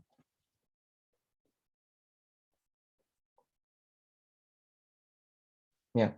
Jadi setelah ini dia balik terus 1 gitu ya. Jadi itu bedanya gitu. Jadi kalau pulse hanya pada saat T, tapi kalau step itu setelah pada saat event-nya terjadi, peristiwanya terjadi, dan setelahnya itu nilainya 1. Jadi sama indicator function, cuman bedanya di sini aja. Jadi makanya di sini pada saat T lebih besar sama dengan T besar. Jadi T besar itu adalah kejadiannya. Atau kita bisa memasukkan dua-dua kombinasi dari jangka pendek, efek jangka pendek, dan efek jangka panjang. Ya. Nah, jadi misalkan contoh di sini ya, kita akan memasukkan ya instant effect ya dengan menggunakan pulse ya, dan nanti dia akan berkurang ya secara eksponensial gitu ya, sehingga nanti dia akan zero dan kita akan lihat seberapa lama dia akan seberapa cepat dia akan menuju 0 gitu ya. Jadi modelnya itu seperti ini. Jadi ini interventionnya ya. Jadi ini adalah fungsi pertama gitu, dan ini adalah fungsi keduanya. Jadi kita pakai yang pulse dulu, jadi yang short term dulu gitu ya. Cuman bedanya kalau di sini ini instant effect-nya, kalau ini yang exponential effect-nya gitu ya. Nah, sehingga model kita nanti itu jadi kombinasi dari intervention ini dan model airline-nya tadi. Jadi UT itu tadi, UT-nya tadi adalah model airline-nya kita pakai. Dan T ini adalah September 2001, dan B-nya backship operator. Nah, nanti backship operator ini kita nggak usah bahas di sini lah ya. Ini operator yang dipakai untuk menuliskan salah satu menuliskan model dari runtun waktu biasanya. Oke, nah ini saya nggak jelaskan lebih detail gitu ya, karena saya cuma pengen ngasih contoh. Nah, jadi ini modelnya, jadi yang sampai di sini masih sama, sampai matematik livelihood. Nah, bedanya sekarang saya masukin transfer function. Jadi nama itu disebutnya fungsi transfer sebenarnya. Jadi ini 9-11 effect ya. Dan ini artinya instant effect ya. Kalau di sini kalau ada satunya depannya sini itu artinya exponential effect-nya ya. Dan ini konstantanya ya. Nah, yang ini adalah omega 0, ini adalah deltanya, ini omega 1 ya. Nah, kalau kita lihat semuanya signifikan ya, kalau kita bagi semua ini dengan standar error-nya semua lebih besar dari 1,96. Artinya semua parameter ini ya, nilai estimasi yang kita pakai ini dia nilainya signifikan. Artinya memang dia nilainya penting untuk kita masukkan ke dalam model gitu ya. Nah, setelah kita cek lagi ternyata distribusinya udah normal ya. Gitu. Setelah kita masukin tadi ya, efeknya tadi ya, si long term effect. Nah, sekarang kita lihat bagaimana efeknya gitu ya. Nah, ini impact dari si terrorist attack. Jadi dari 2001 ini efek awalnya gitu, dan dia secara eksponensial turun. Dan kalau kita lihat ya, paling tidak secepatnya ini kan 2021 ya, itu 2002, 2003, 2004 ya, paling tidak 2005 ya, baru efeknya mulai hilang gitu ya. Kalau kita ngeliat dari short term ya, ini short term efeknya. Jadi efek dari terrorist attack ini itu baru akan mulai hilang paling tidaknya 2005 gitu ya. Jadi sampai itu tren dari si airline passenger akan dipengaruhi oleh terrorist attack ini gitu ya. Ini kan nilainya ini kan 0 ya, garis line ini. Dan nilainya ini berarti kalau ke bawah berarti negatif. Artinya log passenger miles itu akan terus berkurang ya, turun gitu. Tapi dia perlahan-lahan mulai kecil turun akhirnya menjadi 0, artinya efeknya udah hilang gitu. Nah, ini adalah efek dari short term. Nah, sekarang kita mau masukin yang jangka panjangnya gitu. Jadi saya tinggal nambah ST karena S ini step function-nya ya, dengan parameternya omega 2 gitu ya. Nah, setelah dimasukin ternyata yang ini itu nggak signifikan, jadi saya hapus dalam modelnya, sehingga model kita itu kombinasi dari yang eksponensial, terus yang jangka panjang, terus saya masukin juga di sini, ini adalah model airline, ternyata ada outlier. Ya. Jadi outlier-nya akan kita modelkan juga. Gitu ya.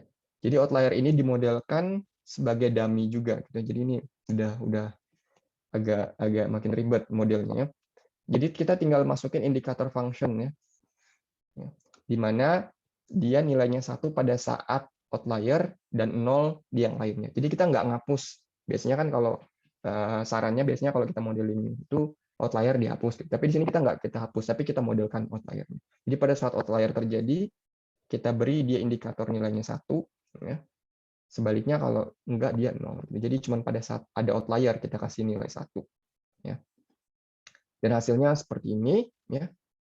Nah, ini adalah tambahan variabel yang baru, outlier, juga signifikan, dan ini adalah jangka panjangnya.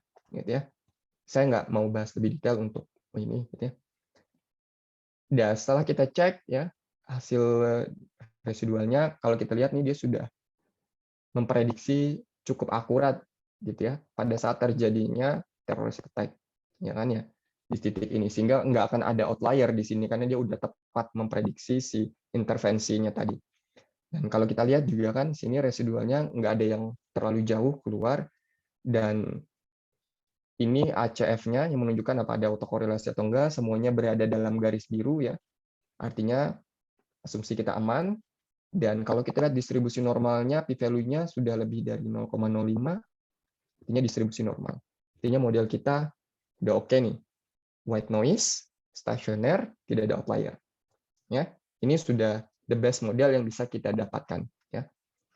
Nah, sekarang bagaimana efeknya gitu? Tadi kan kalau yang pertama tadi cuma jangka pendek ya. Nah, kalau ini jangka panjangnya, gimana model jangka panjang? Jadi jangka panjangnya itu ternyata dia mungkin beberapa periode turun, tapi efeknya akan permanen, akan ada terus. Jadi nggak akan hilang efeknya. Jadi permanen. Ya. Jadi ini makanya dia jangka panjang. Jadi efeknya itu, efek dari terus itu permanen akan terus ada di si passenger miles gitu ya. Jadi dia lama gitulah ya. Makanya dia disebutnya long term effect gitu ya, jangka panjang gitu. Jadi begini efeknya gitu ya, permanen. Nah, gimana caranya kalau kita mau ngeramalkan pakai using intervention model gitu? Jadi sebenarnya ini agak ribet memang. Jadi bolak-balik gitu. Jadi sebenarnya untuk intervention model yang kita pakai itu tadi, kita cuma pengen tahu parameter delta ini itu berapa gitu. Karena nanti kita akan pakai model ARIMA biasa yang dimana kita akan masukkan dia sebagai extract tadi ya, kalau masih ingat macroeconomic variable, kita akan masukin dia di sana gitu ya. Nah, jadi nanti kita akan buat variabel baru, jadi extract-nya tadi ya. Kalau yang di simulasi tadi kan ada xt ya. Nah, xt-nya itu tadi adalah ini nanti. 3 variabel ini. Di mana P star ini adalah ini fungsinya. Ya. Jadi dia 0 ketika dia pada saat terjadi terus attack, dan pada saat sama dengan T, maka delta T ini akan turun secara eksponensial mengikuti pangkat ini. Jadi T min T besar gitu ya. Gitu. Jadi dia akan, kalau misalkan pada saat terjadi T, maka nilainya 1, setelah periode berikutnya deltanya jadi pangkat 1 dan seterusnya pangkat 2, pangkat 3. Jadi akan semakin kecil efeknya gitu ya. Nah, ini yang jangka panjangnya dan ini outliernya. Jadi kita masukin semua karena kita mau prediksi ini. Ya. Dan YOT-nya tadi tetap itu airlines model ya. Nah, ini sebenarnya variabel yang si makroekonomik lah istilahnya. Jadi ini si PT yang ingin kita masukin ya. Ini adalah ST-nya dan ini adalah outlier-nya tadi. Jadi variabel ini sebenarnya yang ingin kita masukkan. Ini adalah variabel regresinya gitu ya, explanatory variabelnya, variabel bebas yang mau kita masukin ke time series kita, model kita gitu ya. Jadi bentuknya kira-kira begini gitu ya. Jadi kita sebenarnya pakai fungsi ARIMA lagi biasa ya, seperti biasa ordernya seasonal.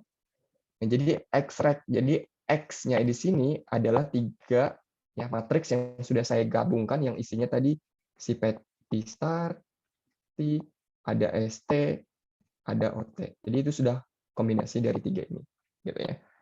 Nah, lagi-lagi kalau mau dicek signifikan apa enggak, jadi jangan nanti asal masukin ternyata yang kita masukin enggak berefek ya, berefek apa-apa gitu ya, berpengaruh apa-apa. Jadi harus selalu sebaiknya ya dicek ini ya. Jadi kalau dia kurang dari 1,96 maka kita masukin, kalau enggak silahkan dibuang ya. Oke. Nah, sekarang kita ngeramalkan ya. Nah, hasil forecast-nya sebenarnya mungkin kalau dilihat sekilas ya bagusan ARIMA biasa gitu, karena kalau kita lihat si yang intervention modeling agak sedikit jauh ininya ya, naik sedikit gitu ya. Nah, cuman kalau kita lihat dan bandingkan gitu ya, sebenarnya yang membedakan itu di confidence intervalnya. Gitu ya. Jadi kalau kita lihat kalau dia distribusinya nggak normal, ya, itu semakin jauh kita memprediksinya, confidence intervalnya itu semakin besar. Gitu ya.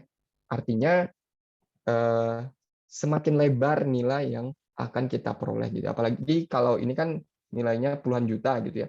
Maka semakin lebar ini nilai batas atas dan nilai batas bawahnya. Gitu ya. Jadi semakin ketidakpastiannya itu semakin tinggi karena nilainya semakin ini. Nah, sedangkan kalau kita pakai intervention modeling itu batas atas dan batas bawahnya itu mepet gitu ya. Artinya nggak jauh gitu. Jadi semakin inilah kita semakin yakin di sini bahwa nilai-nilai di dalam nilai yang lebih sempit ini itu dia sudah mengkonten 95% apa yang kita mau. Gitu ya. Jadi nggak terlalu jauh kita melakukan misalkan tadi kayak di sini nih turunnya jauh banget padahal nggak jauh-jauh banget gitu turunnya gitu, atau di sini gitu padahal ternyata cuma di sini gitu batas bawahnya kan itu lumayan gitu. Kalau kita nggak saya nggak nunjukin nilai sebenarnya, saya cuma lognya aja. Jadi sebenarnya yang membuat beda hanya di confidence intervalnya gitu. Karena standar error yang dihasilkan oleh model yang tidak memenuhi asumsi itu biasanya dia akan cenderung standar error-nya akan lebih kecil ketimbang model yang asumsinya ini. Jadi makanya hasilnya yaitu tadi confidence intervalnya jauh lebih lebar gitu ya. Jadi cuman di situ sebenarnya letak permasalahannya. Jadi di confidence interval yang lebih ribet gitu. Nah, salah satu kelebihannya juga kita juga tadi bisa melihat gitu ya, efeknya gitu ya. Seberapa lama efeknya akan bertahan gitu ya kalau kita pakai yang jangka pendek gitu. Sehingga kita bisa mengantisipasi gitu ya hasil peramalan kita dengan mempertimbangkan efeknya itu tadi gitu ya. Nah, sekarang itu tadi kan cuman kita lihat yang terrorist attack-nya. Sekarang saya coba masukin dua-duanya gitu ya. Ada terrorist attack, ada global financial gitu. Jadi saya sebutnya yang ini untuk terrorist attack, ini untuk yang global financial. Jadi sama-sama ada jangka pendek, sama-sama ada jangka panjang, ini jangka pendek, ini jangka panjang. Jadi dua-duanya kita masukin ya. Nah, lagi-lagi modelnya kita tetap punya ini untuk yang teroris, ini punya global financial, ini airline model, dan ini adalah outlier-nya. Ya, karena ternyata masih ada outlier gitu ya. Dan T-star ini adalah pada saat terjadinya global financial gitu ya. Dan ini T biasa itu adalah pada saat terjadinya terrorist attack. Dan ini ya yang terjadi efeknya kalau kita kombinasikan gitu ya. Jadi dari 2001 sampai 2008 ya efeknya permanen di sini karena ini cuma efek dari si ini ya teroris. Kemudian efeknya tambah parah lagi gitu ya. Karena minusnya makin gede gitu kan artinya tambah parah. Tambah parah dan akan terus bertahan karena adanya global financial gitu ya. Jadi yang tadinya mungkin berkurangnya karena biasanya kalau log itu kan growth ya, pertumbuhan gitu. Pertumbuhannya misal berkurangnya cuma 10%, dengan adanya ini si global financial attack dikombinasikan dengan terrorist attack, pertumbuhannya malah turun itu misalkan 20% dan itu bertahan permanen gitu ya. Karena kita masukin permanen ininya gitu. Jadi memang kalau ada event-event yang besar begini itu permanen efeknya. Jadi kalau memang kita balik ke datanya tadi kan ada 3 tren ya, ke sini, yang ke sini, yang ke sini, gitu ya. Jadi trennya memang berubah, bergeser trennya ya. Setelah ada 2 efek ini. Tadi terus attack dia turun, gitu ya, 1 oktav lah istilahnya. Kemudian ada turun lagi gitu. Jadi turun 2 oktav dia di sini. Makanya di sini kan ya. Yang di sini buat terus attack, ini untuk global financial ya. Nah, sekarang kita lihat hasil forecasting-nya. Nah, kalau kita lihat lagi balik, kalau kita gabungkan ya, hasil peramalan dari si intervention model ARIMA itu nggak jauh beda, gitu ya. Match sama persis mereka berdua hasil prediksinya. Yang bedanya adalah cuman di confidence intervalnya lagi-lagi. Kita punya hasil prediksi yang sama, tapi yang satu hasilnya jauh lebih lebar, yang satu jauh lebih sempit. Tentu kita mau kalau dalam statistik kita mau istilahnya itu prediction intervalnya seakurat mungkin, tetapi juga nggak lebar, gitu ya. Karena kalau terlalu lebar itu terlalu jauh kita mengguess-nya gitu. Kira-kira dia di mana ini kalau nilainya terlalu jauh, gitu ya. Kalau misalkan, ya ini terakhir. Kalau misalkan kita balik di log itu saya nggak balik ini sih hasil peramalannya, harusnya saya balik biar lebih gampang melihat nilainya. Jadi kalau misalkan di eksponensial ya 18 ini tuh sekitar mungkin 70 juta gitu ya, mungkin bahkan lebih 70 juta. Di sini itu mungkin sekitar 20,25 juta ya. Jadi gede banget gitu rentangnya gitu, 70 juta dan 25 juta gitu. Kira-kira di mana ini jatuhnya? Meskipun kita tahu ya poin-poin prediction-nya gitu ya, tapi worst skenario-nya tuh gede banget gitu. Setinggi-tingginya 70 juta, serendah-rendahnya 25 juta gitu ya. Sedangkan kalau yang pakai kita intervention modeling yang udah dimodelkan dengan baik, itu mungkin rentangnya di sini cuma sekitar 4 atau kalau di sini kalau saya nggak salah mungkin sekitar 4 juta, di sini mungkin sekitar 60 juta, 40-60 juta gitu.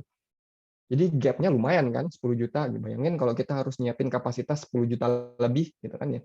Ternyata prediksinya jauh banget lebarnya dari titik sini ke titik yang paling tinggi. Itu selisihnya misal kalau titiknya adalah di 50 juta, kan 20 juta nih selisihnya. Gitu.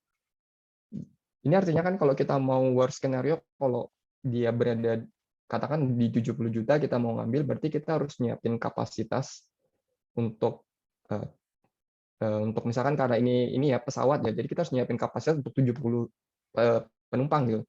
Ternyata yang kita dapat cuma 50 juta gitu, kan lumayan selisihnya. Tapi kalau misalkan 60 juta ya lumayan lah, cuma 10 juta selisihnya dari nilai yang kita prediksi gitu kan ya.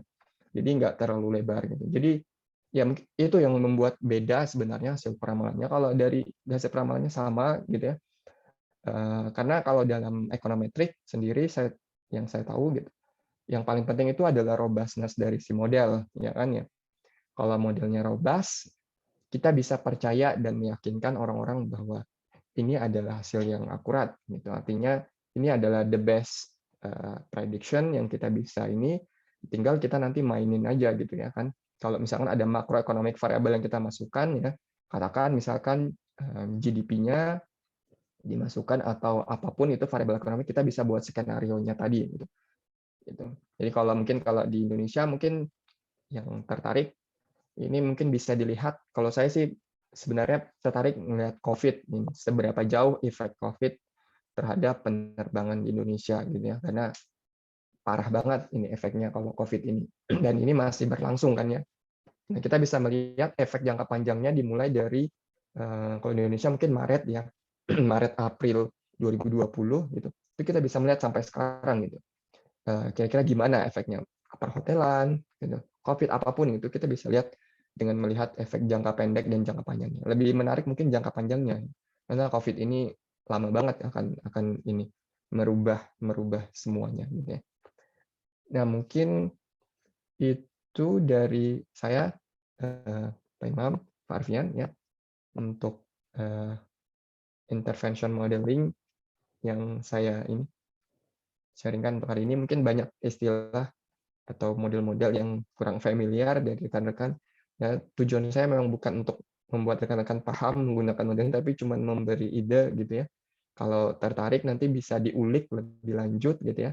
Karena menurut saya ini modelnya cukup berguna dan praktis gitu ya, dipakai, karena nggak terlalu ribet sebenarnya kalau kita paham seluk-beluknya gitu ya.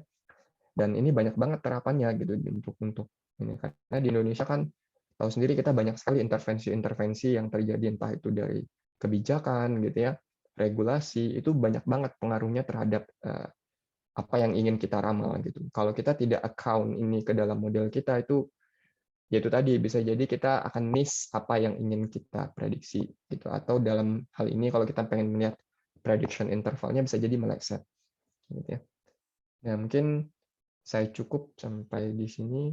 Saya kembalikan ke Pak Imam dan Pak Arfiansyah. Oke, Pak Imam, mungkin bisa dimulai diskusi dan pertanyaannya. Oh, nih ada satu nih, Ya. Pak Riki. Silakan. Siapa yang mau di chatbox sudah ada tuh Pak Imam. Oh ya, silakan. Saya bacakan dulu ya. Pak Imam, boleh nggak sebentar nih saya, karena kan nanti saya agak lebih awal, saya mau tanya ke Pak Riki. Oh, boleh. Silakan Pak Riki dulu. Privilege sebagai ini.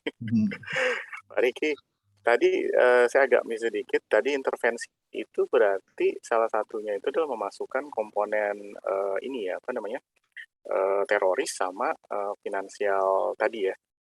Iya. Pak Riki ya. Terus kemudian kalau misalnya secara praktis di dalam model kita sudah mengakomodir tadi dua hal tadi, itu dia pada saat forecast-nya apakah kita perlu bilang, oh ini sekarang perlu diintervensi karena ada kejadian teroris atau hal apa gitu yang luar biasa gitu, atau nanti si modelnya juga bisa dipakai untuk dalam jangka waktu tertentu nih kemungkinan ada lagi nih sesuatu yang luar biasa gitu. Gimana tuh Pak Riki kalau praktisnya? Jadi kalau untuk praktisnya, jadi pertama kalau mau intervensi lihat dulu datanya gitu. Apakah ada pergeseran yang cukup signifikan gitu. Kalau misalkan datanya stasioner aja gitu, nggak ada lonjakan yang cukup jauh, mungkin intervensi nggak perlu masuk gitu. Artinya datanya cukup oke kalau kita pakai model yang biasa. Tapi kalau ada lonjakan yang jauh, nah pertama kan kita perlu cek dulu ini datanya karena human error atau memang benar-benar terjadi karena sesuatu gitu kan ya. Kayak tadi itu karena memang benar-benar terus attack karena kan jauh banget dari 70 juta turun ke 20 juta, itu kan 50 juta hilang customer-nya gitu. Nah, ini kita kalau kita sudah benar mengidentifikasi penyebabnya, baru kita bisa menentukan perlu intervensi apa enggak. Untuk peramalannya gitu ya.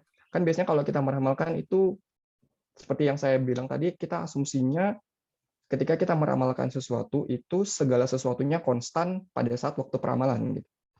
Kalau terjadi intervensi lagi di depan, itu berarti akan bergeser lagi ininya. Forecast kita pasti akan meleset lagi gitu. Karena kita harus meng-account lagi si intervensi yang ada di depan gitu. Jadi misalkan kita punya datanya tadi sampai 2017 gitu. Kita meramalkan sampai 2022. Dia pasti meleset karena 2021 ada Covid, 2020 ada Covid gitu. Kan pasti dia akan meleset lagi di sana. Karena dia mengasumsikan trennya hanya akan dipengaruhi oleh dua intervensi ini. Jadi si teroris sama global financial. Tapi kalau ada intervensi lagi, pasti akan meleset lagi. Gitu. Jadi kita harus merombak lagi modelnya ketika intervensi masuk lagi. Gitu. Jadi Berarti modelnya enggak, lagi ya, dimasukin lagi yang ya, intervensi yang lain gitu ya, Mas Parki ya. Ya betul. Oke, silakan Pak Imam, ini udah ada satu pertanyaan dari Hasan Syarif. Silakan dilanjutkan. Oke, terima kasih. Ya. Baik, mungkin saya bacakan dari Hasan Syarif ya. Selamat pagi Pak Riki, Pak Arfi, Pak Imam. Mohon izin bertanya, apakah metode forecasting ini bisa diterapkan dalam bidang pekerjaan seperti aktuaria dalam menentukan risiko dalam asuransi atau profesi-profesi lain yang membutuhkan forecast? Silakan Pak Riki. Jadi tergantung jenis datanya dulu, karena kan kalau yang kita bahas di sini adalah time series data ya. Jadi berarti datanya memang benar harus runtun waktu, gitu ya.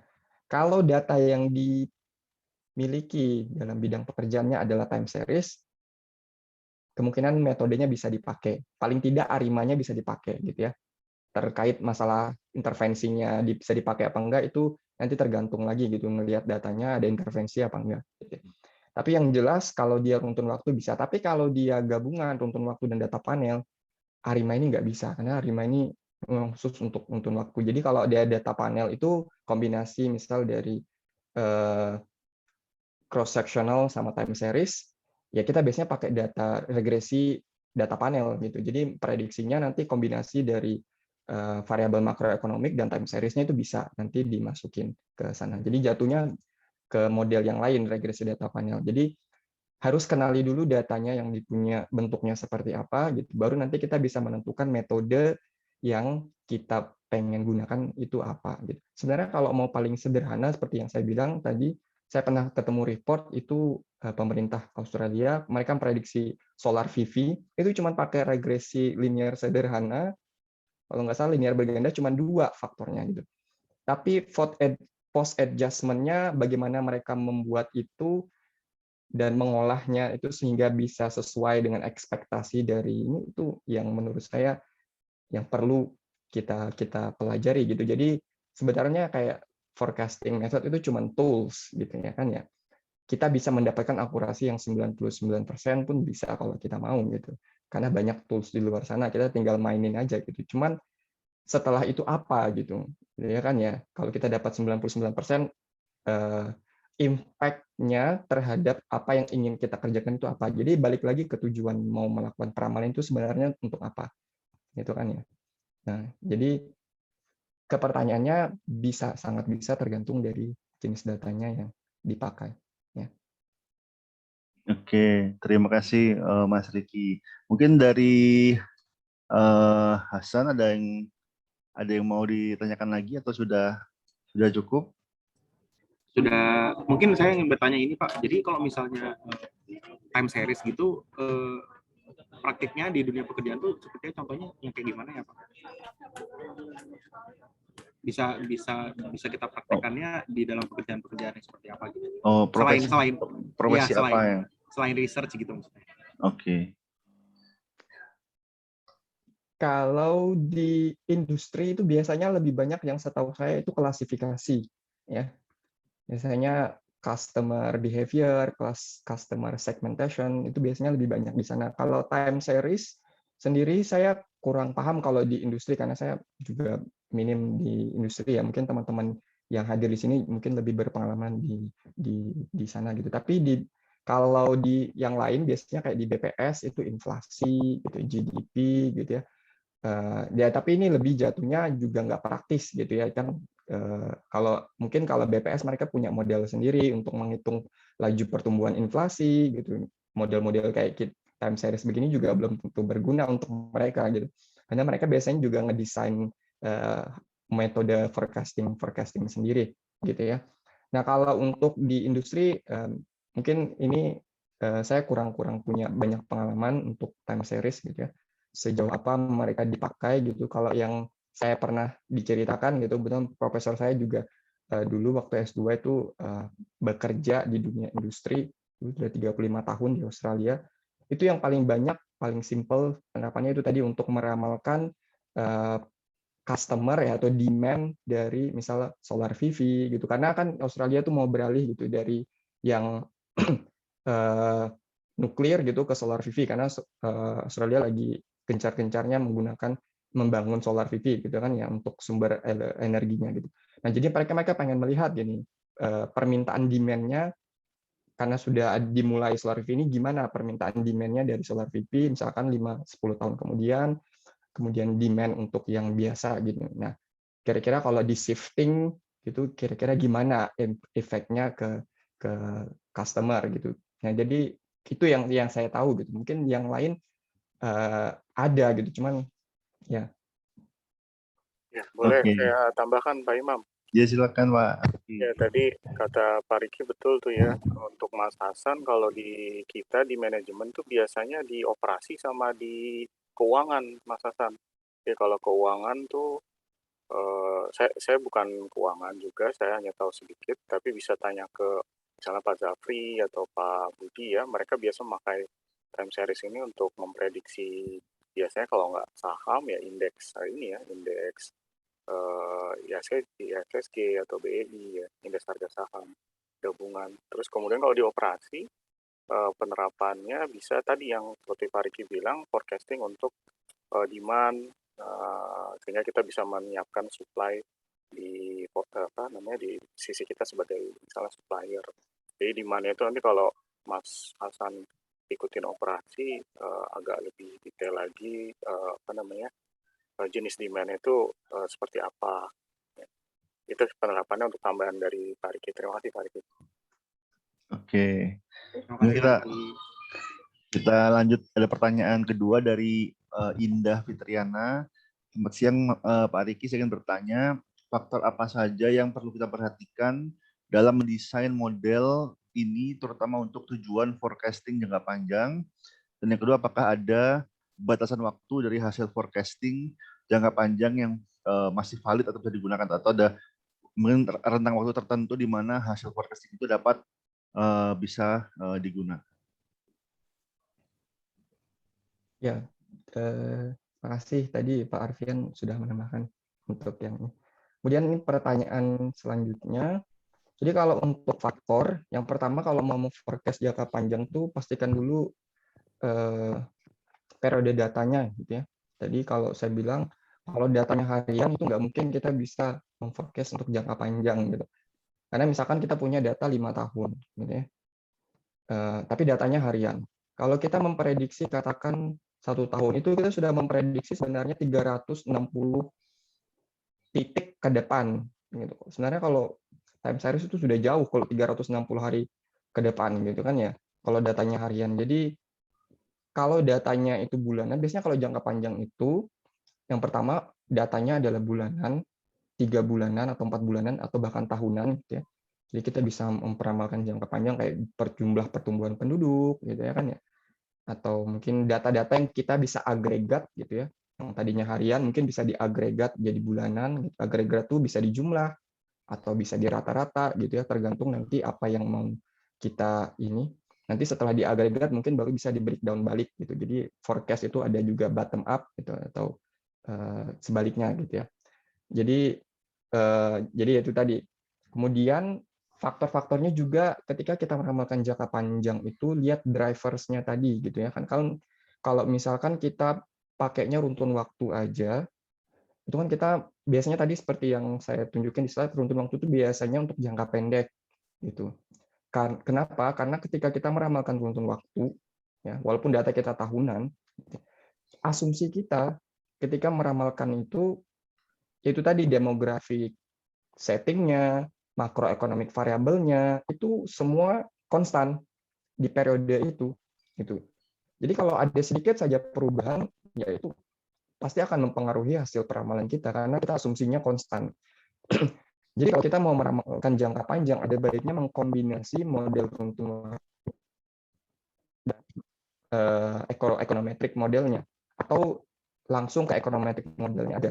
Tapi biasanya kalau datanya time series itu kalau nggak dimasukin AR prosesnya itu biasanya nanti ada masalah autokorelasi. Jadi makanya lebih baik menggunakan kombinasi dari ARIMA dan econometric. Nah, sedangkan nanti faktor-faktor apa yang perlu dipertimbangkan ketika ini tergantung nanti jenis datanya lagi gitu ya. Variabelnya apa yang mau di forecast gitu. Kemudian drivernya variabel bebas kita istilahnya yang cukup signifikan secara teori karena atau menurut teman-teman secara experience mungkin lebih tahu ketimbang saya gitu kan ya. Kalau kita biasanya mengebangun variabel bebas itu kalau di riset kita berdasarkan hasil penelitian orang gitu kan. Oh ternyata yang mempengaruhi demand itu si ini berdasarkan hasil penelitian ini dari berbagai jenis kasus gitu. Tapi kalau teman-teman yang di praktek mungkin dari pengalaman aja gitu. Ternyata kalau inflasi naik, oh ini naik gitu. Atau kalau misalkan ini turun, nah berarti itu bisa dimasukkan sebagai driver dan itu yang nanti bisa digunakan untuk meramalkan jangka panjangnya. Jadi itu seperti saya bilang dibuat sensitivity analisisnya. Jadi kalau misalkan kita naikin variabel bebasnya katakan 10% gitu ya untuk 5 tahun ke depan, apa yang terjadi ke variabel kita gitu, hasil peramalan kita. Kalau kita turunin dia apa yang terjadi. Jadi kita membuat beberapa skenario, worst skenario. Jadi kalau misalkan itu benar-benar terjadi, kita udah tahu nih, oh ternyata kalau dia segini dia akan rentangnya seperti ini. Jadi mungkin itu faktor-faktornya. Jadi case by case tergantung jadi apa yang data yang kita punya. Kemudian batasan waktu sebenarnya tidak ada batasan waktu tertentu untuk melakukan peramalan gitu ya jangka panjang. Tergantung tadi kalau variabel apa yang kita seberapa kuat variabel kita yang kita masukkan itu ketika kita meramalkan. Jadi misalkan tadi kalau kita faktor variabel yang kita ramalkan itu sangat bergantung sama GDP gitu ya. Kalau GDP ini kita benar memproyeksikannya selama 10 tahun ke depan ya kita bisa meramalkan selama 10 tahun ke depan dengan tenang gitu kalau kita benar memproyeksikan GDP. Tapi kan GDP juga dipengaruhi oleh yang lain gitu kan ya. Nah, jadi cukup rumit dan complicated gitu. Jadi biasanya itu tadi 5 sampai 15 tahun kalau datanya tahunan, kalau bulanan ya mungkin 5 tahun itu sudah cukup panjang kalau menurut saya gitu. Karena kita setelah 5 tahun ya, katakanlah 4 tahun gitu, kita kan sudah punya data input yang baru nih. Kita perlu update model kita lagi gitu ya. Kalau kita mau melihat perubahan terkini gitu. Jadi kita jangan bergantung sama hasil peramalan 10 tahun ke depan untuk kemudian nanti setelah 5 tahun modelnya nggak diupdate gitu kan ya. Karena kita nggak tahu 5 tahun yang ke depan ini terjadi apa gitu. Kayak misalkan COVID sekarang. Kita harus mengupdate model kita lagi gitu kan ya dengan data yang baru gitu. Jadi ada baiknya misalkan setelah beberapa tahun modelnya diupdate. Kalau ada perubahan-perubahan yang terjadi, modelnya segera diupdate gitu ya. Mungkin itu dari saya. Oke. Oke, baik, terima kasih Mas Riki. Mungkin ada lagi yang mau bertanya untuk Mas Riki, mumpung ada kesempatan nih luar biasa di presentasinya. Silakan.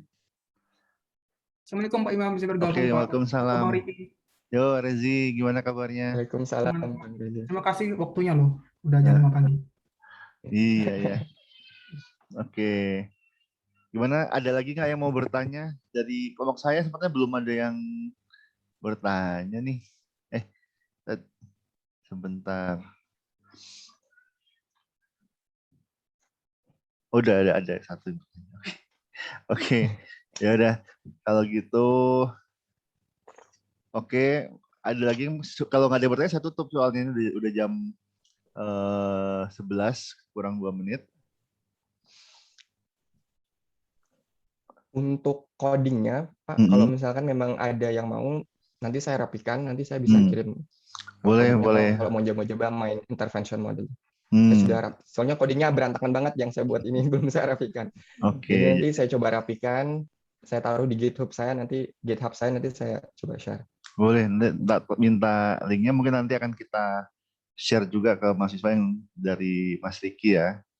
Oke, Boleh, mungkin terima kasih nih Mas Riki untuk sharingnya terkait dengan forecasting dan juga tadi simulasi Monte Carlo.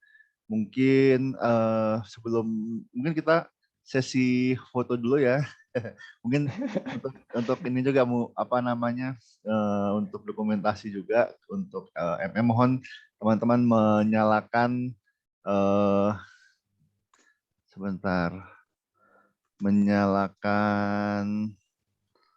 ininya kameranya sebentar. Kita coba immersive view coba. Oke, saya akan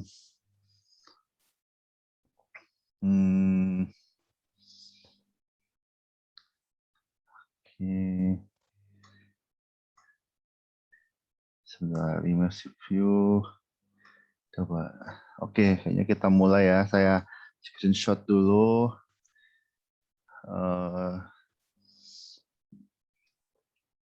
1, 2, 3. Oke. Sebentar.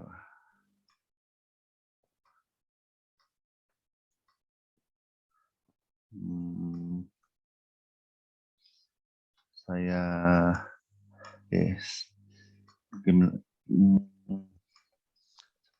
pakai gallery view aja lebih mudah. Lebih mudah menggantinya. Oke, halaman kedua kita screenshot 1, 2, 3. Oke. Halaman ketiga 1, 2, 3. Oke. Oke, terima kasih. Terima kasih Mas Riki atas sharingnya sekali lagi. Kita sudah ada sertifikat sebetulnya, sertifikat apresiasi. Mungkin saya share screen aja dulu, nanti kita kasih soft copy-nya dulu. Ya. Jadi nanti akan saya kirimkan, tapi ini saya share screen dulu saja dari untuk Mas Riki sebagai pembicara kuliah tamu pada pertemuan hari ini. Terima kasih banyak atas ilmunya yang sangat berharga. Mungkin nanti dari Mas Rezi ada yang mau ditambahkan mungkin? Oh, nggak ada Pak, udah cukup. Oke, kalau gitu kita sudahi. Nanti izin kuliah tamunya akan kita upload juga ke akun MMUI ya. Jadi nanti supaya bisa ditonton oleh mungkin mahasiswa-mahasiswa yang lain. Mungkin itu saja dari saya. Terima kasih banyak. Selamat siang, selamat pagi di sana ya. Assalamualaikum warahmatullahi wabarakatuh. Waalaikumsalam. Waalaikumsalam. Terima kasih Pak Riki. Terima kasih Pak Riki. Terima kasih Pak Imam. Oke, saya